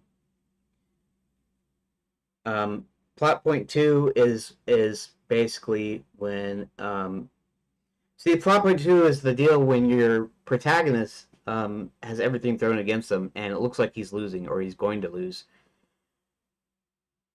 And that makes me think of Guardians of the Galaxy. If you remember when Star Lord uh, is uh, is talking to all of them, and he calls them all a loser, meaning we've all lost something, you know. And that's kind of the same point. The point of where they think it's kind of futile to go on, and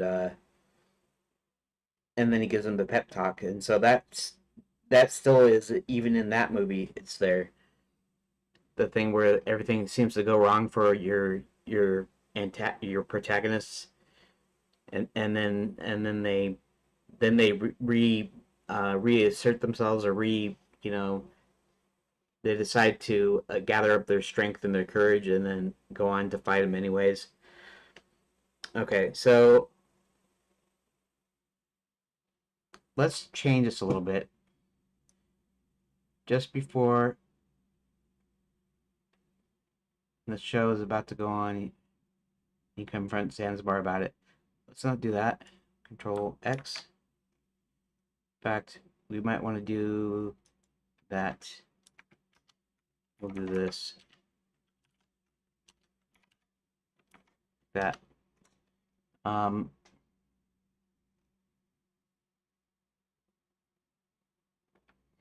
Max almost has enough people to work his mines, and after he's been abducting them from Zanzibar shows, he decides he's going to betray. Okay, right.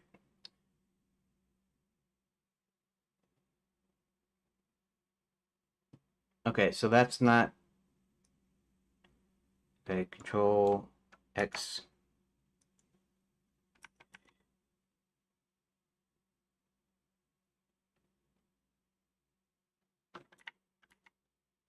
Copy. Okay. Now we don't exactly have plot point 2, but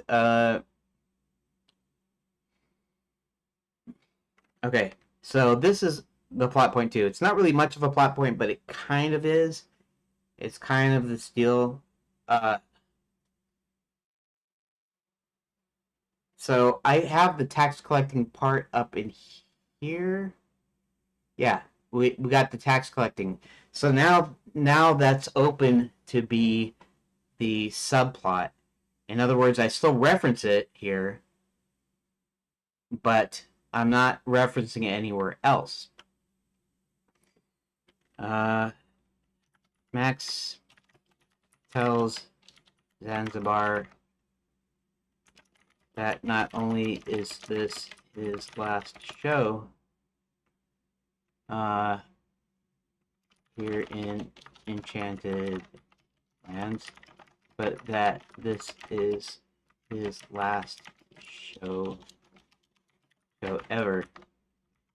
Yeah, sometimes the hero gets the villain to monologue and to tell him everything that he's doing. Uh,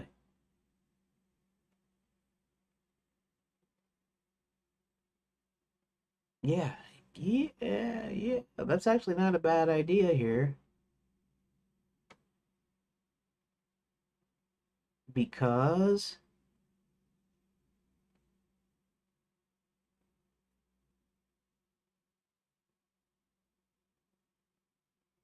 maybe one of our heroes are there and Zanzibar is able to tell on him. Or maybe we should have like a local law enforcement wherever he's doing the show at, which I haven't really decided on. And he tells them, and they tell our heroes. Uh,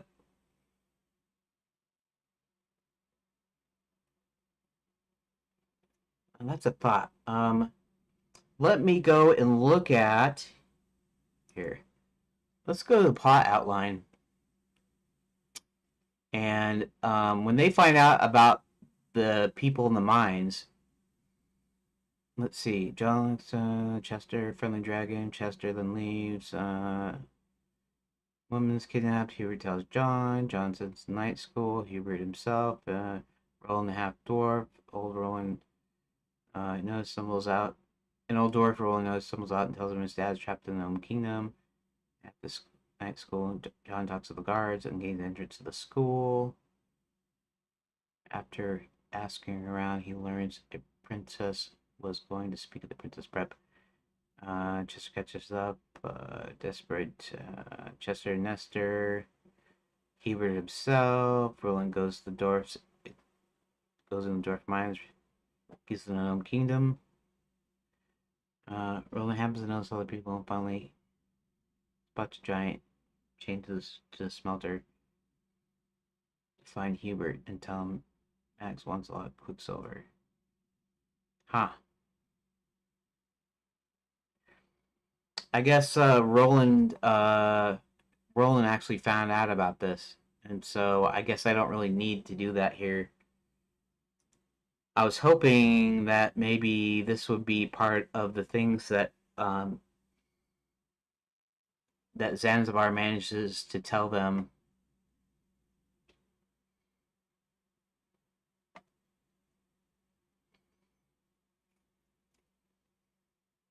And this would still have to be before the main midpoint of the whole story.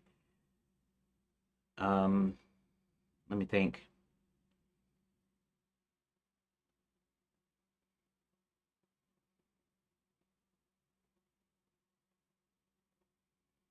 Um,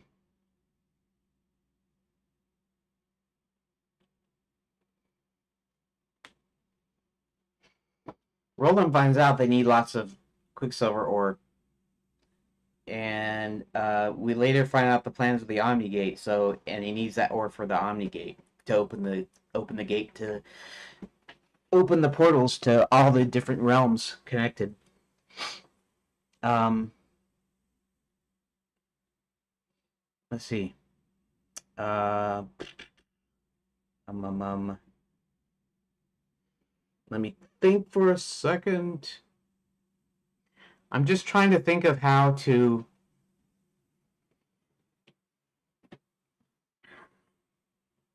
This is his last show ever. Okay, so he's basically monologuing, uh, and maybe he tells Zanzibar a few extra things.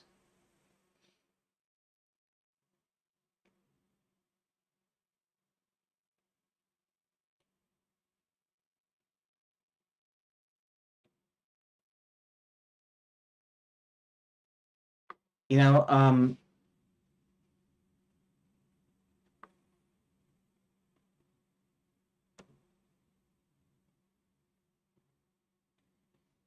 just trying to think if there's a way to work Zanzibar into more than just what we see here.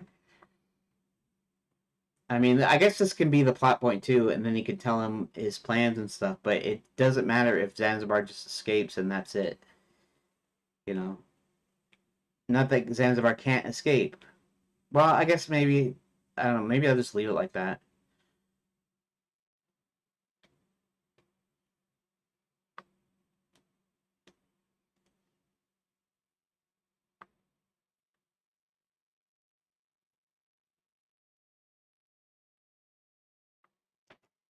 Well, we can just he can just tell Zanzibar his plans, I guess. I don't know. It's okay. It's like one of these things that would be really important if they didn't already know the information, right? So if he doesn't, if he gives them this information, then doesn't.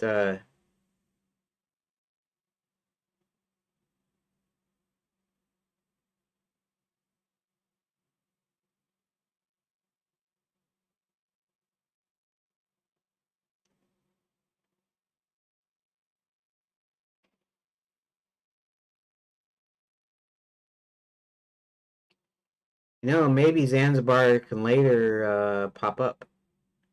I mean, I might have to put it in his plot thing, but hmm.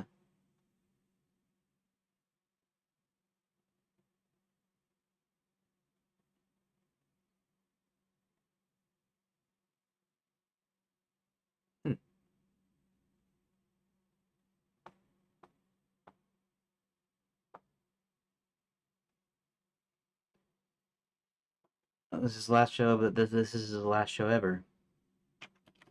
He also tells him. Well, I don't know if he needs to tell him to. If he needs to tell him that what he's doing either. I mean, normally they have this deal where it's your main hero, and he's not a hero. He's not a main hero or nothing. But the main hero gets to the villain's ego, and then the ego tells him what he's doing, and then he escapes with that information somehow. No, no. This is the last show ever. He also tells him.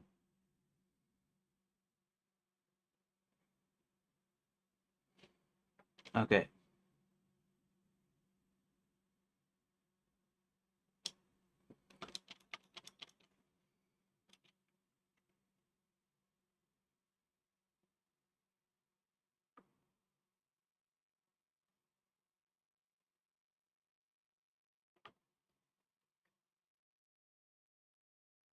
Uh,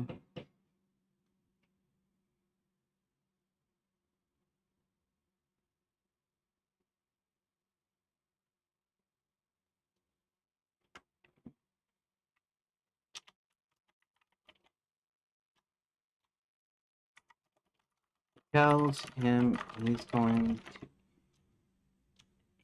he's got to go on with the show, but he tells him he's got to go on with the show.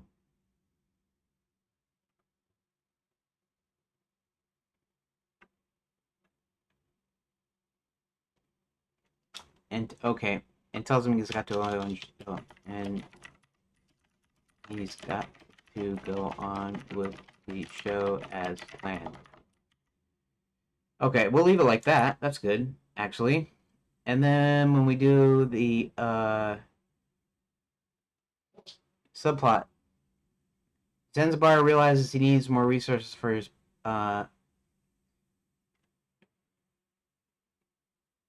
okay.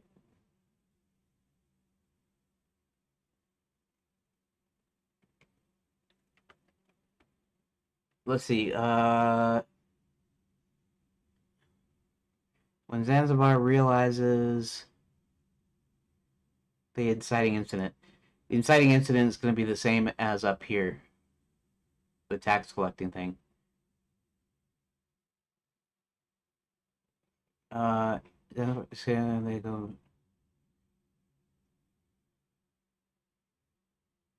Okay.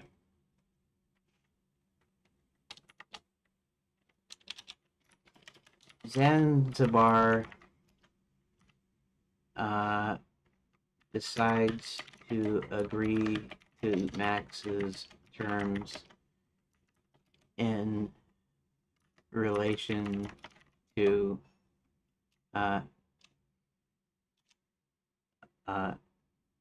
for accepting help in producing larger shows.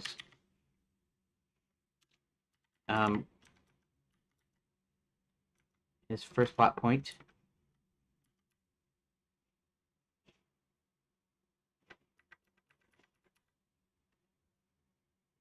Okay, I don't have to come up with the deal of the subplot here.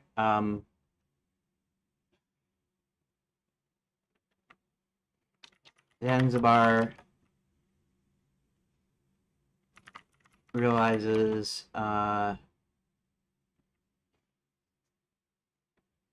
he wants a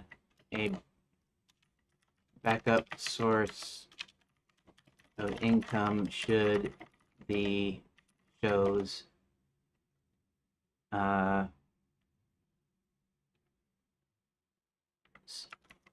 wrong, start going wrong. I don't know.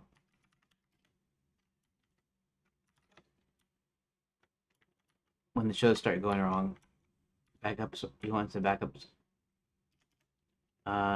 So he decides to skim money off the taxes. Now where do we have the map?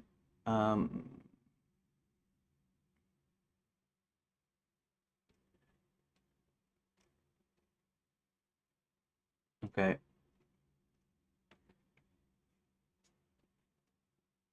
He decides he's going to betray a company. Okay.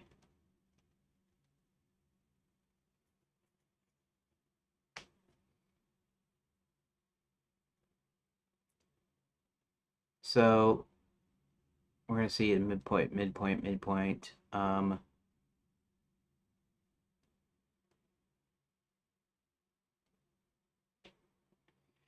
I don't know if I can have a plot point 2 here because I won't be able to think up one, but we're going to say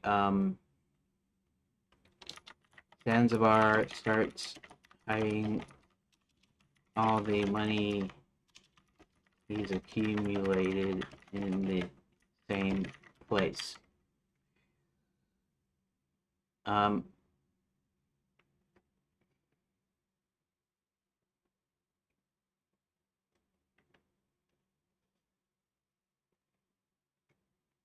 Okay. Actually, that can be just the midpoint. He decides to find a place to hide all this new accumulated wealth.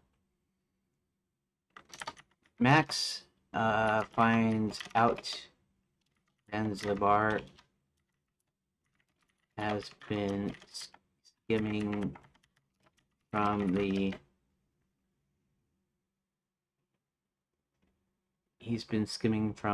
the tax money and goes and finds the hiding place for his money. Oh. And searches for the hiding place, not knowing where it is just yet. Okay. I don't know. I don't really know how I'm going to implement this. I don't know how he finds out that he's been skimming. Maybe somebody tells him or something. Um, and he doesn't know where the hiding place is just yet. So he's going to go search for it. Uh, uh, Max finally finds the hiding place, takes the money, and then decides to betray Zanzibar, even though he was going to find a way to of dispose of him later.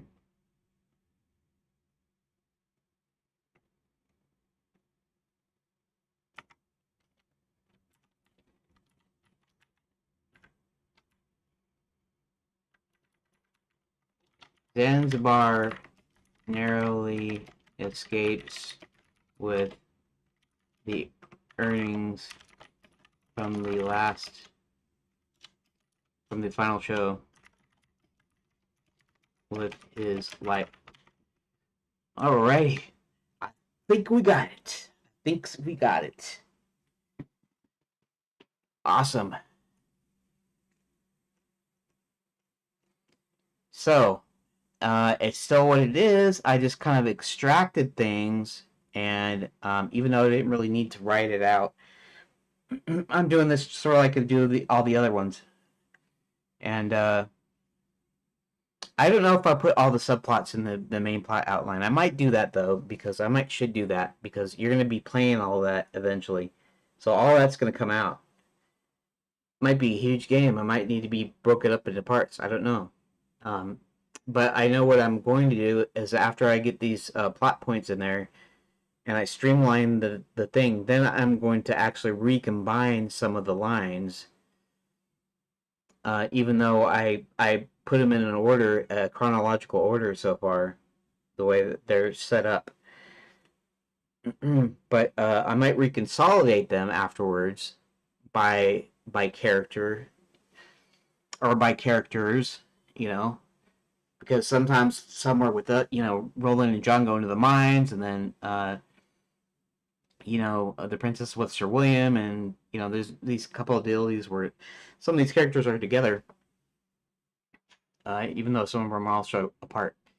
Anyways, I think we got the one here, and I guess uh, I'm not sure if I have to call it a day yet, but I'm at least gotta take my official break now. So, yay, progress. Okay, I'm gonna go ahead and take my official break, and then I'll be back in about 15 minutes, and I'll either finish some stuff up, uh, maybe start trying to put some of these as plot points into the main plot outline. Maybe I'll start doing that. Anywho, so thanks for watching or listening so far, and I'll see you in about 15 minutes or so.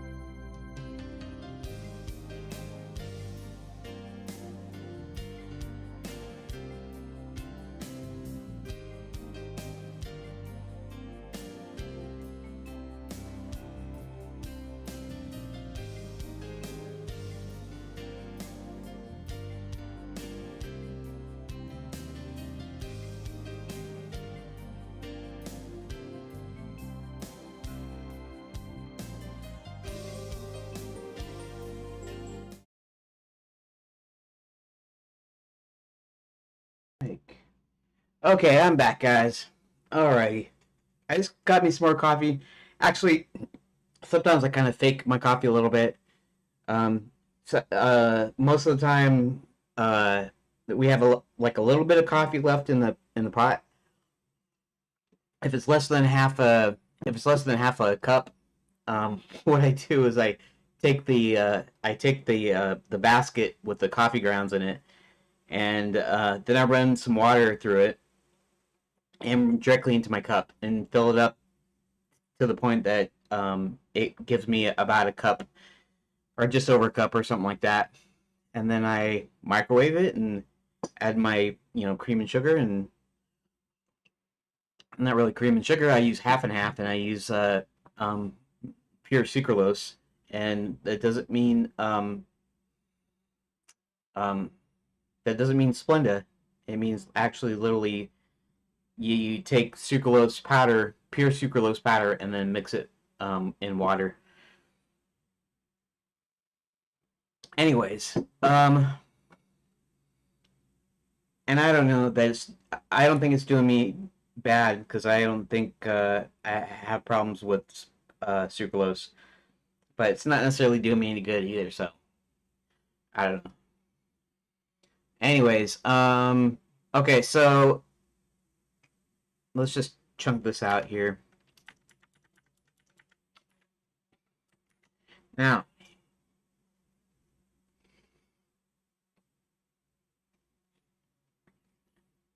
I am not sure if um,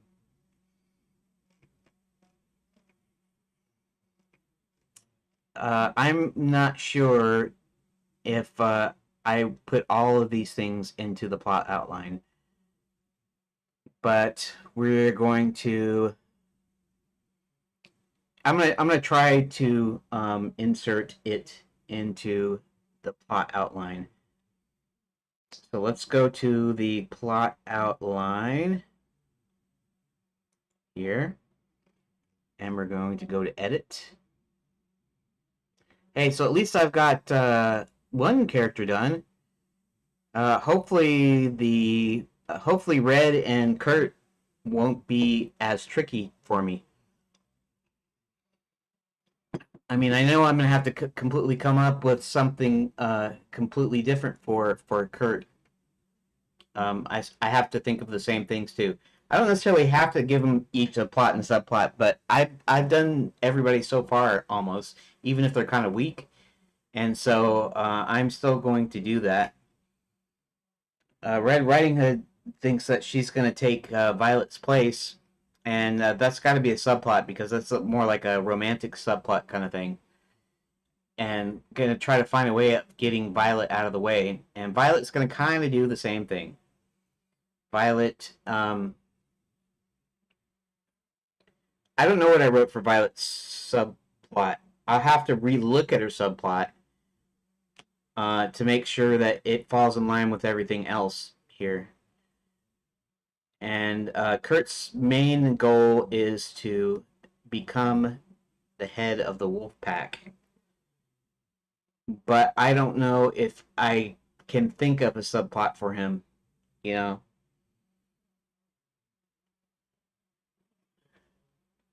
So it's usually the way I think of it is as goal and sub goal is the way I always think of plot and subplot.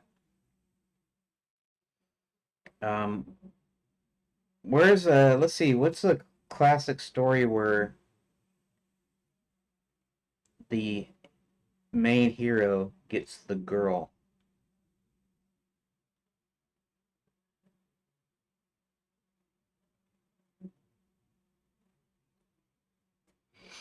Well, almost any of them, and the end thing being, it's not even really a.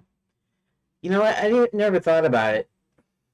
I might have to ask ChatGPT if I'm thinking of the movie Kroll, and so in Kroll, our main, I don't even remember the guys' names, and this is one of the movies I liked. Actually, Kroll was a movie that my brother loved when he was a kid, like loved, loved, and he always had to watch it. And I liked it okay too, but it wasn't like my main favorite movie. But later on, the more I watched it, the more I really liked it because it kind of combines the sci-fi with fantasy a little bit, and really it's all fantasy, but they have like laser blasts and stuff from these bad guys. Um, but the main protagonist and this princess, they get married, or they're getting married. They're about to get married, and the ceremony doesn't finish because of these guys that invade and start killing them. And they have to find this beast that's controlling these guys, and so they have to find out where the location of this fortress that keeps on like changing its location, and in the end, the main hero gets the girl, and they complete their marriage. But other than that's really the only subplot that there kind of is in it, at least for the main character. The main character doesn't have much of a subplot. I mean, he's just there, to help rid his country of. He's a prince, in fact, to rid his country of these invaders. And of course, I guess the subplot is so that he can be reunited and finish the marriage ceremony with his fiance, I guess. Actually, a more interesting story is the man, I can't remember the stupid character names. It's just so weird. But Kroll, it's a good movie if you like 1980s. It's British sci-fi fantasy, although the main character the main guy um,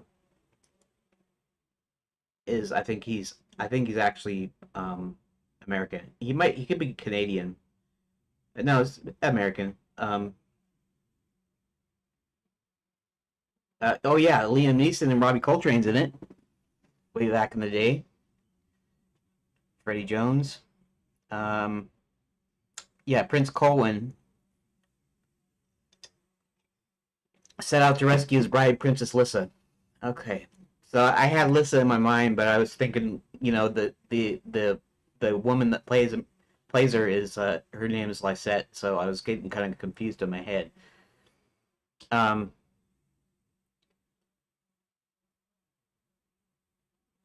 let's see. What do we have? The prophecy, blah blah blah. I'm trying to think of one of the. I'm thinking of Freddie Jones's character, and I just the glaive, the Black Fortress, right? Teleports to a new location every sunrise. Oh, there we go. Ynir. I don't know if it's how you pronounce the Ynir, the old one. That's his character. And what? I didn't say Henry. There we go, from Kroll. Okay. Comes from the Granite Mountain, say Prince Colwyn in his quest to defeat the beast. Um, yeah, so they go to the seer. Well, no, the Emerald Seer, that's a different guy. The Widow of the Web. So Ynir's um the old one's subplot involves a love he had with this girl that was cursed to be in the spider's web or something. And anyways, I'm not good at telling some of this crap, so forgive me. Uh, anyways, we're just talking about plots and subplots. So often subplots. Here, let's see if I can look up what is a subplot in a movie. Look at that. The Brave AI will actually give us a little definition, which is really all I need. Secondary plot that runs parallel to the main plot, enhancing the overall narrative by adding depth and complexity. Supports the main plot by revealing character, advancing the story, and often connecting with the main plot in significant ways. Can involve different characters, storylines must ultimately tie back to the main narrative, which enriches the story themes and character development. So really, that's what I keep trying to do with all these subplots for all these different deals. Oftentimes, it's like a romance, or sometimes it's a family deal, like in Indiana Jones and the Last Crusade. Indy's relationship to his father.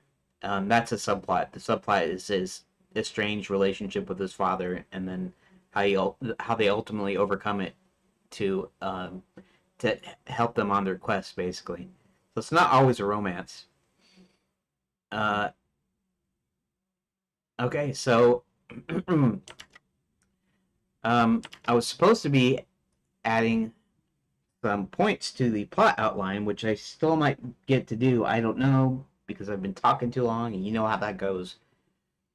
Whenever you listen to a stream by Ufgood, he's gonna eventually start going off on a tangent and start telling you something, and sometimes forget why he was telling you the story in the first place. And that's just what you got to deal with when you listen to me. Anyways, um, nobody in the chat today. That's all right, I guess. Okay, so all I was saying is the Kurt Wolf's subplot, and I don't know what I could make a good subplot for him because he's almost an ancillary character. Although he's supposed to be kind of a main bad guy too. He wants control of the werewolves, and he wants to lead the army. Um, but really, his main plot is to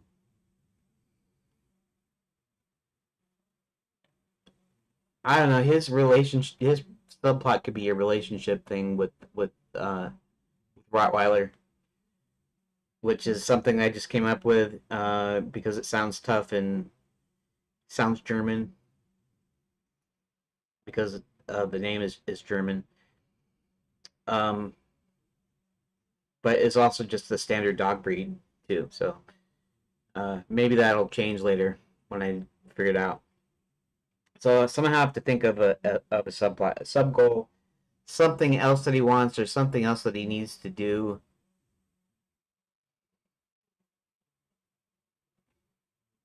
Maybe his subplot, or it could be the main plot. I don't really know. It's two goals, two separate goals, really. The one is getting in charge of the wolf pack by finding a way of getting rid of Red. Okay, so that's one goal. The other goal is to maybe gain support of the other wolves in his bid for leadership, you might say. So um, maybe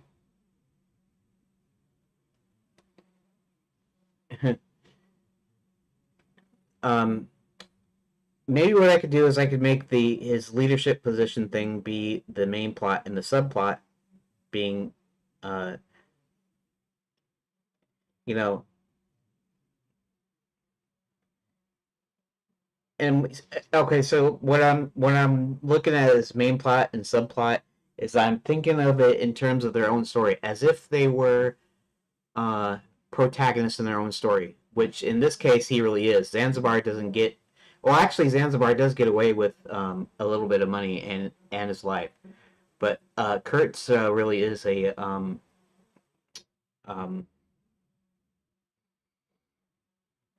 he gets his wish at the end. In the end, he gets rid of Red, and he gets to become leader of the Wolf Pack.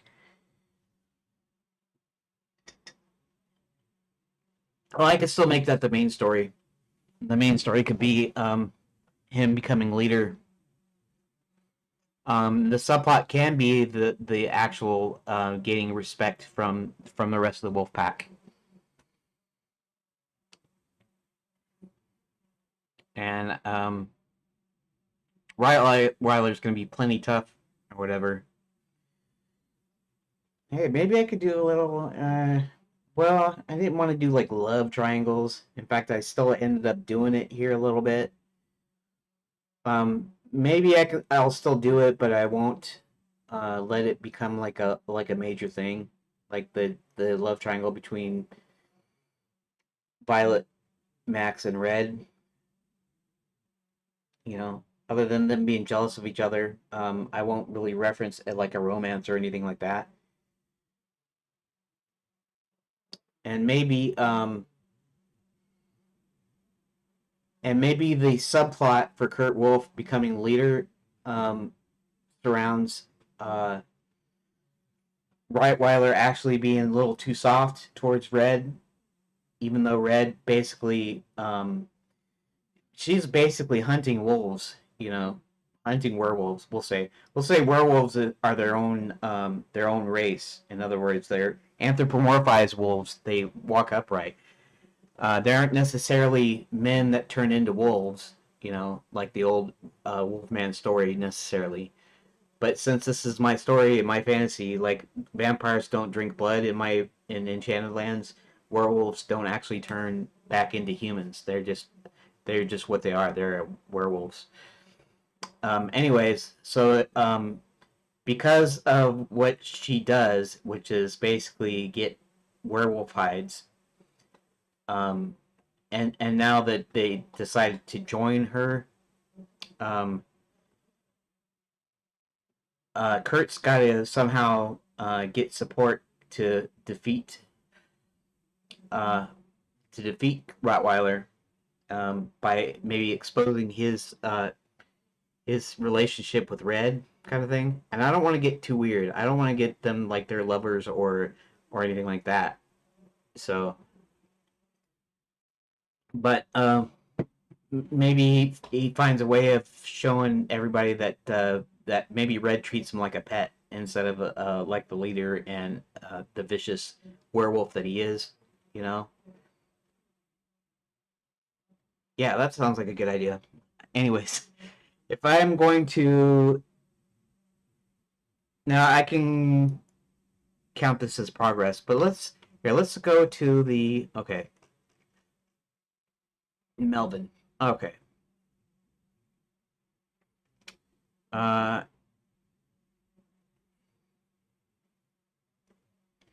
okay, his inciting incident. And so we are going to am I going to introduce him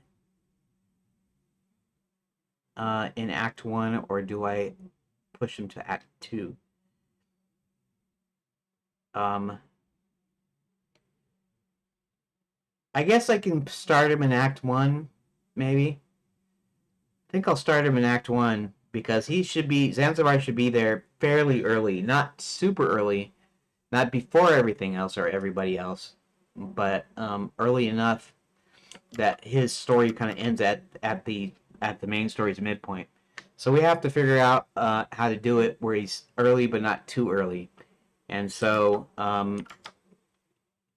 and he needs to be early enough that he can start doing some of this stuff. So let's go back to this and um, he goes through the portal, ends up in Enchanted Lands. Um, and now Max is already abducting citizens.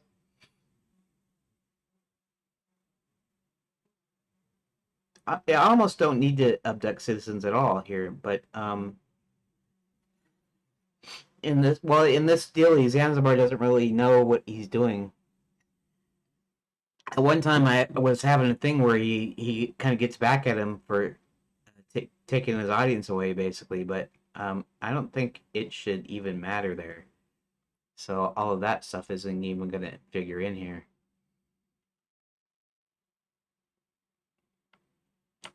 But we can let's see. Trip sees village goes kidnapped. let's do this after this kind of main stuff here.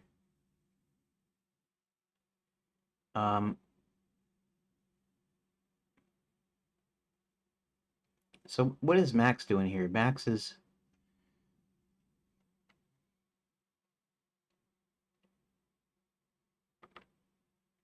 okay. Yeah, I guess let's do it.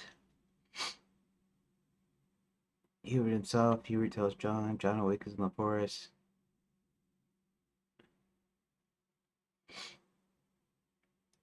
Let's do it here, like right almost in the beginning here. Zanzibar the Great, a magician and thief, magician, con artist, and thief, manages to escape the police. Let's see. How does John introduce here? From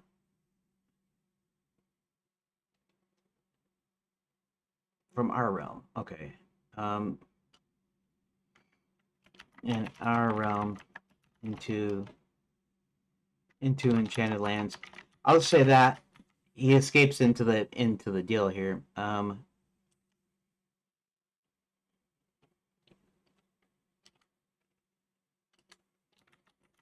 Zanzibar then does a few tricks for the first locals he sees, and then gets his crow Corvus to steal from them.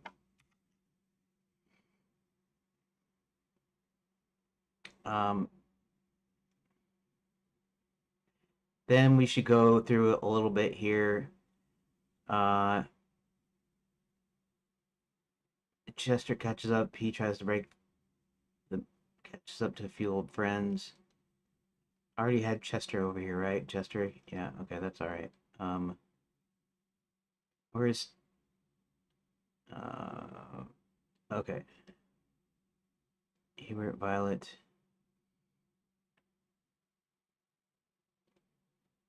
Let's see here. We're okay. Nice, cool.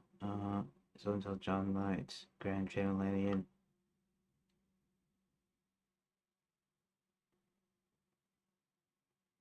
Okay, so I'm gonna put some more Zanzibar in here. Zanzibar does some more shows. Each one a little bigger, but still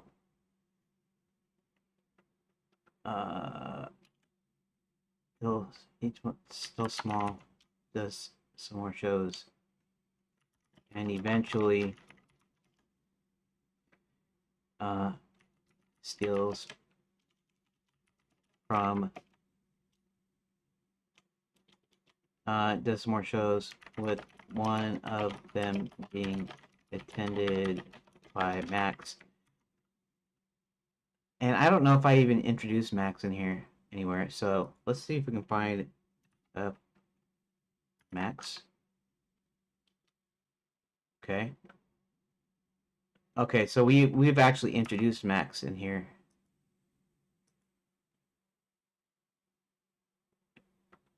Up.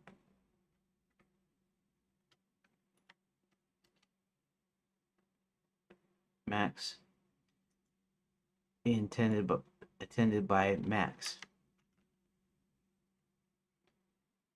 And manages steal from him without his notice.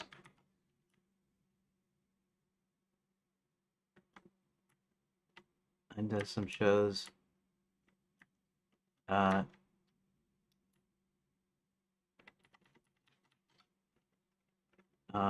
One with Max attending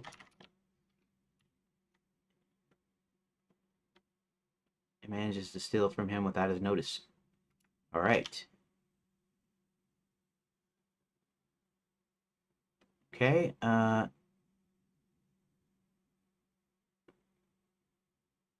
Okay, so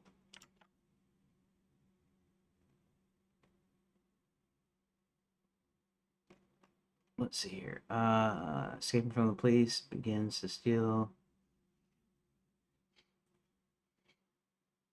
steals from him.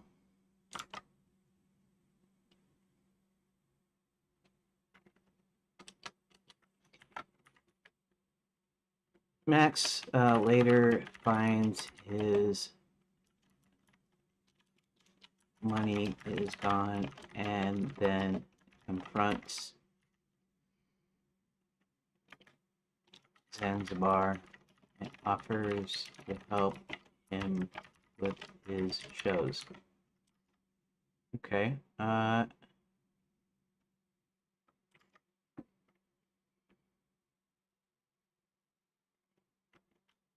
Confront Zanzibar. Okay, we'll do this. He tells instead of being angry, he tells Zanzibar that if he'll collect taxes for him, for Max,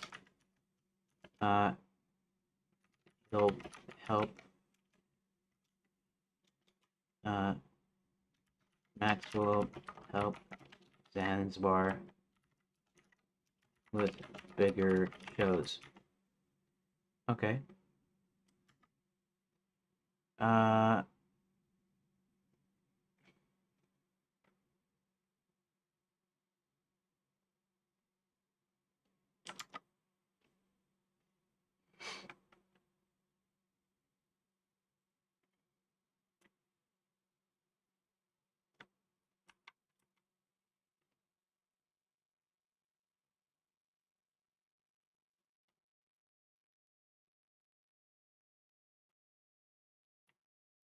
How about this? Then and makes a deal with him.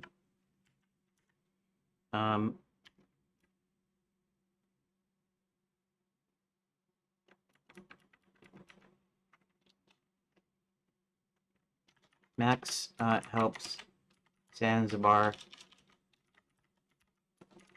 with larger productions in exchange for doing some tax collection for Max. Okay. Now, before we do anything, let's go to the subplot.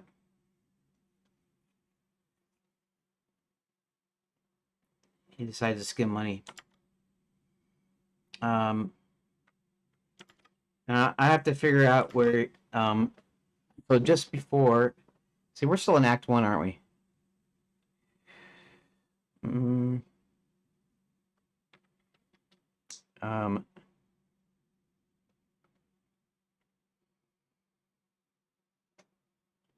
Manage to escape her. Okay.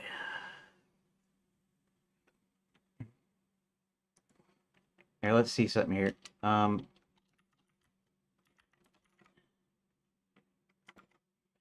Zanzibar realizes since he's collecting taxes, he might want a, well, okay. Decides to skim money off of the taxes he's collecting. Okay.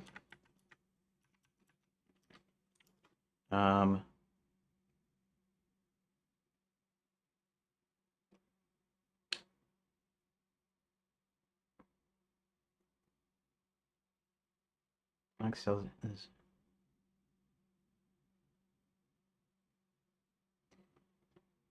All right.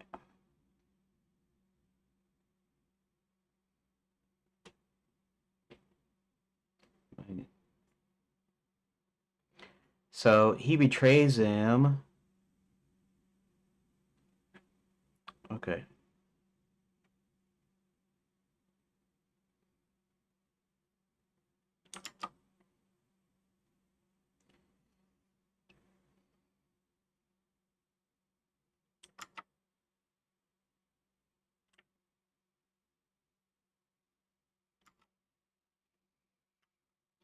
Max finds out that Zanzibar is stealing money.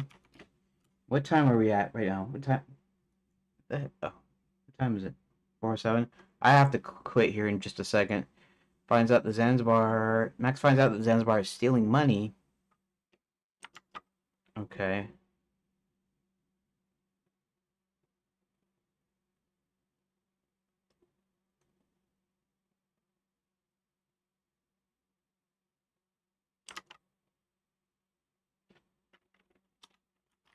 So Max comes up with a plan to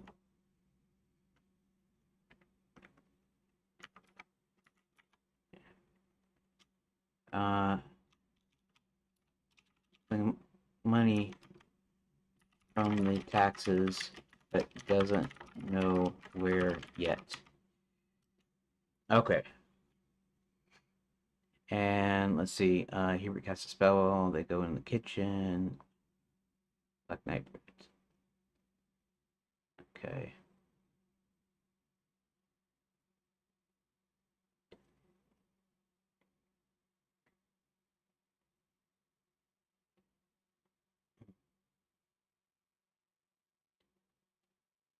Okay.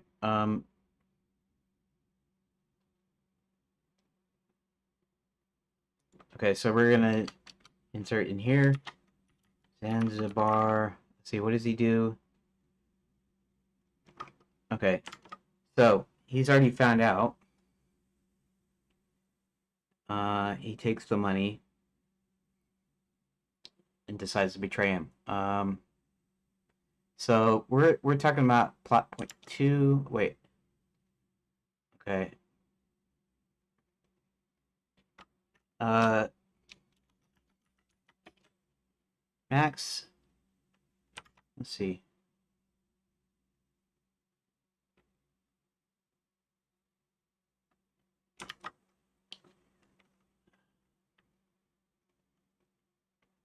Okay, we're gonna assume that he's been. Wait a minute. Where is my big midpoint? Oh.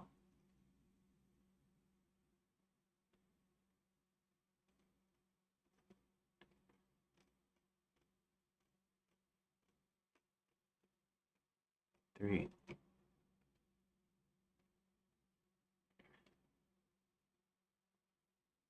Finish at the Omni Gate. Finding out there.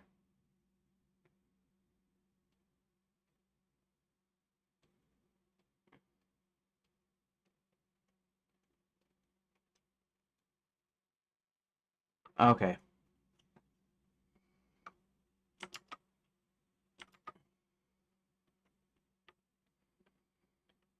Uh,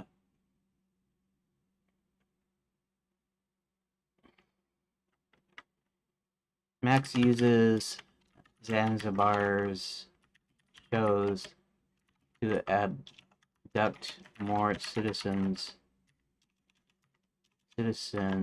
and tourists.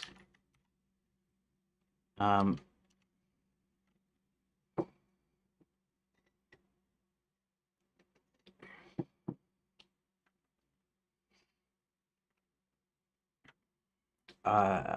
when he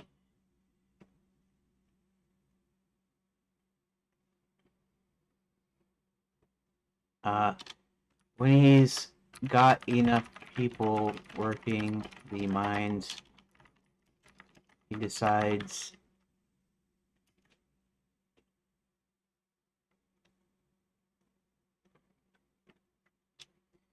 he proposes to Zanzibar to do one final big show.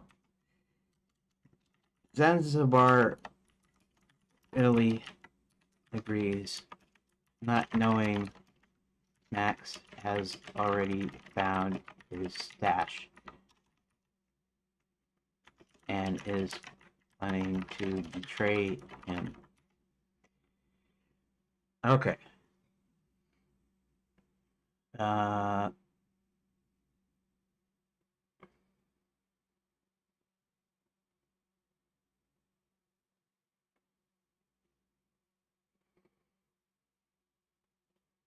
Where are we at? Oh, cancel. You know what?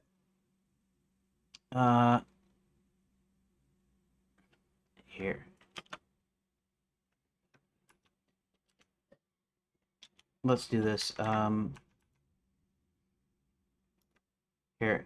I'm just gonna put a star at the end here. In other words, I'm marking the place where I am, but it's not that it matters where where the star is. It just, this is the last line that I put in here. So let's go ahead and update this. And let me do my little end recording here.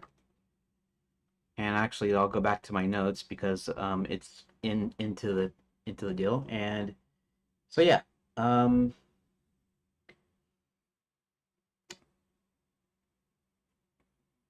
know what? I guess I could end the stream here, and then I could do my recording afterwards. I don't actually need to be streaming for this. So I guess I want to thank you. Oh, you guys weren't even seeing me add in those stupid plot points. Oh well. Forgive me for that. But you heard most of what came up here, anyways. So okay. Well, sorry about that. Anyways, I want to thank you guys here. Let's put this over here like this. I want to thank you guys for watching and or listening. And I guess on Monday we still got. Really, I'm going to be putting in some of these plot points, the rest of these plot points of Zanzibar's into the daily. But then I'll start on Red and Kurt's stories. I'm gonna try to be a little bit quicker too. I might try to get all of theirs done on Monday. On Monday, I'm gonna devote the first 2 hours to say Kurt, and the second 2 hours to Red, or vice versa. And we'll see if we can knock out the rest of the characters and the rest of the plot outline. See if we can get it by the end of next week. That would be ideal. And then I'll be able to streamline the plot outline, and then I'll be able to start reorganizing them into scenes, and then I'll put them into the rooms, and maybe we'll have a first run of the game, which would probably just be a linear, like reading a book. Um, you'll just click on a dealie, and it will go to the next item. Before I actually decide to add in choices and do that. I'll have to reorganize some scenes and some things for the choices, and find out what kind of choices I could make that still kind of keeps us on track with the plot, the main plot. So, anyways, thanks for watching, and I will see you. I'll probably see you tomorrow for editing, because I still gotta catch up on editing. I'm still trying to do that. Anyways, thanks, and I'll see you tomorrow. Thanks for watching.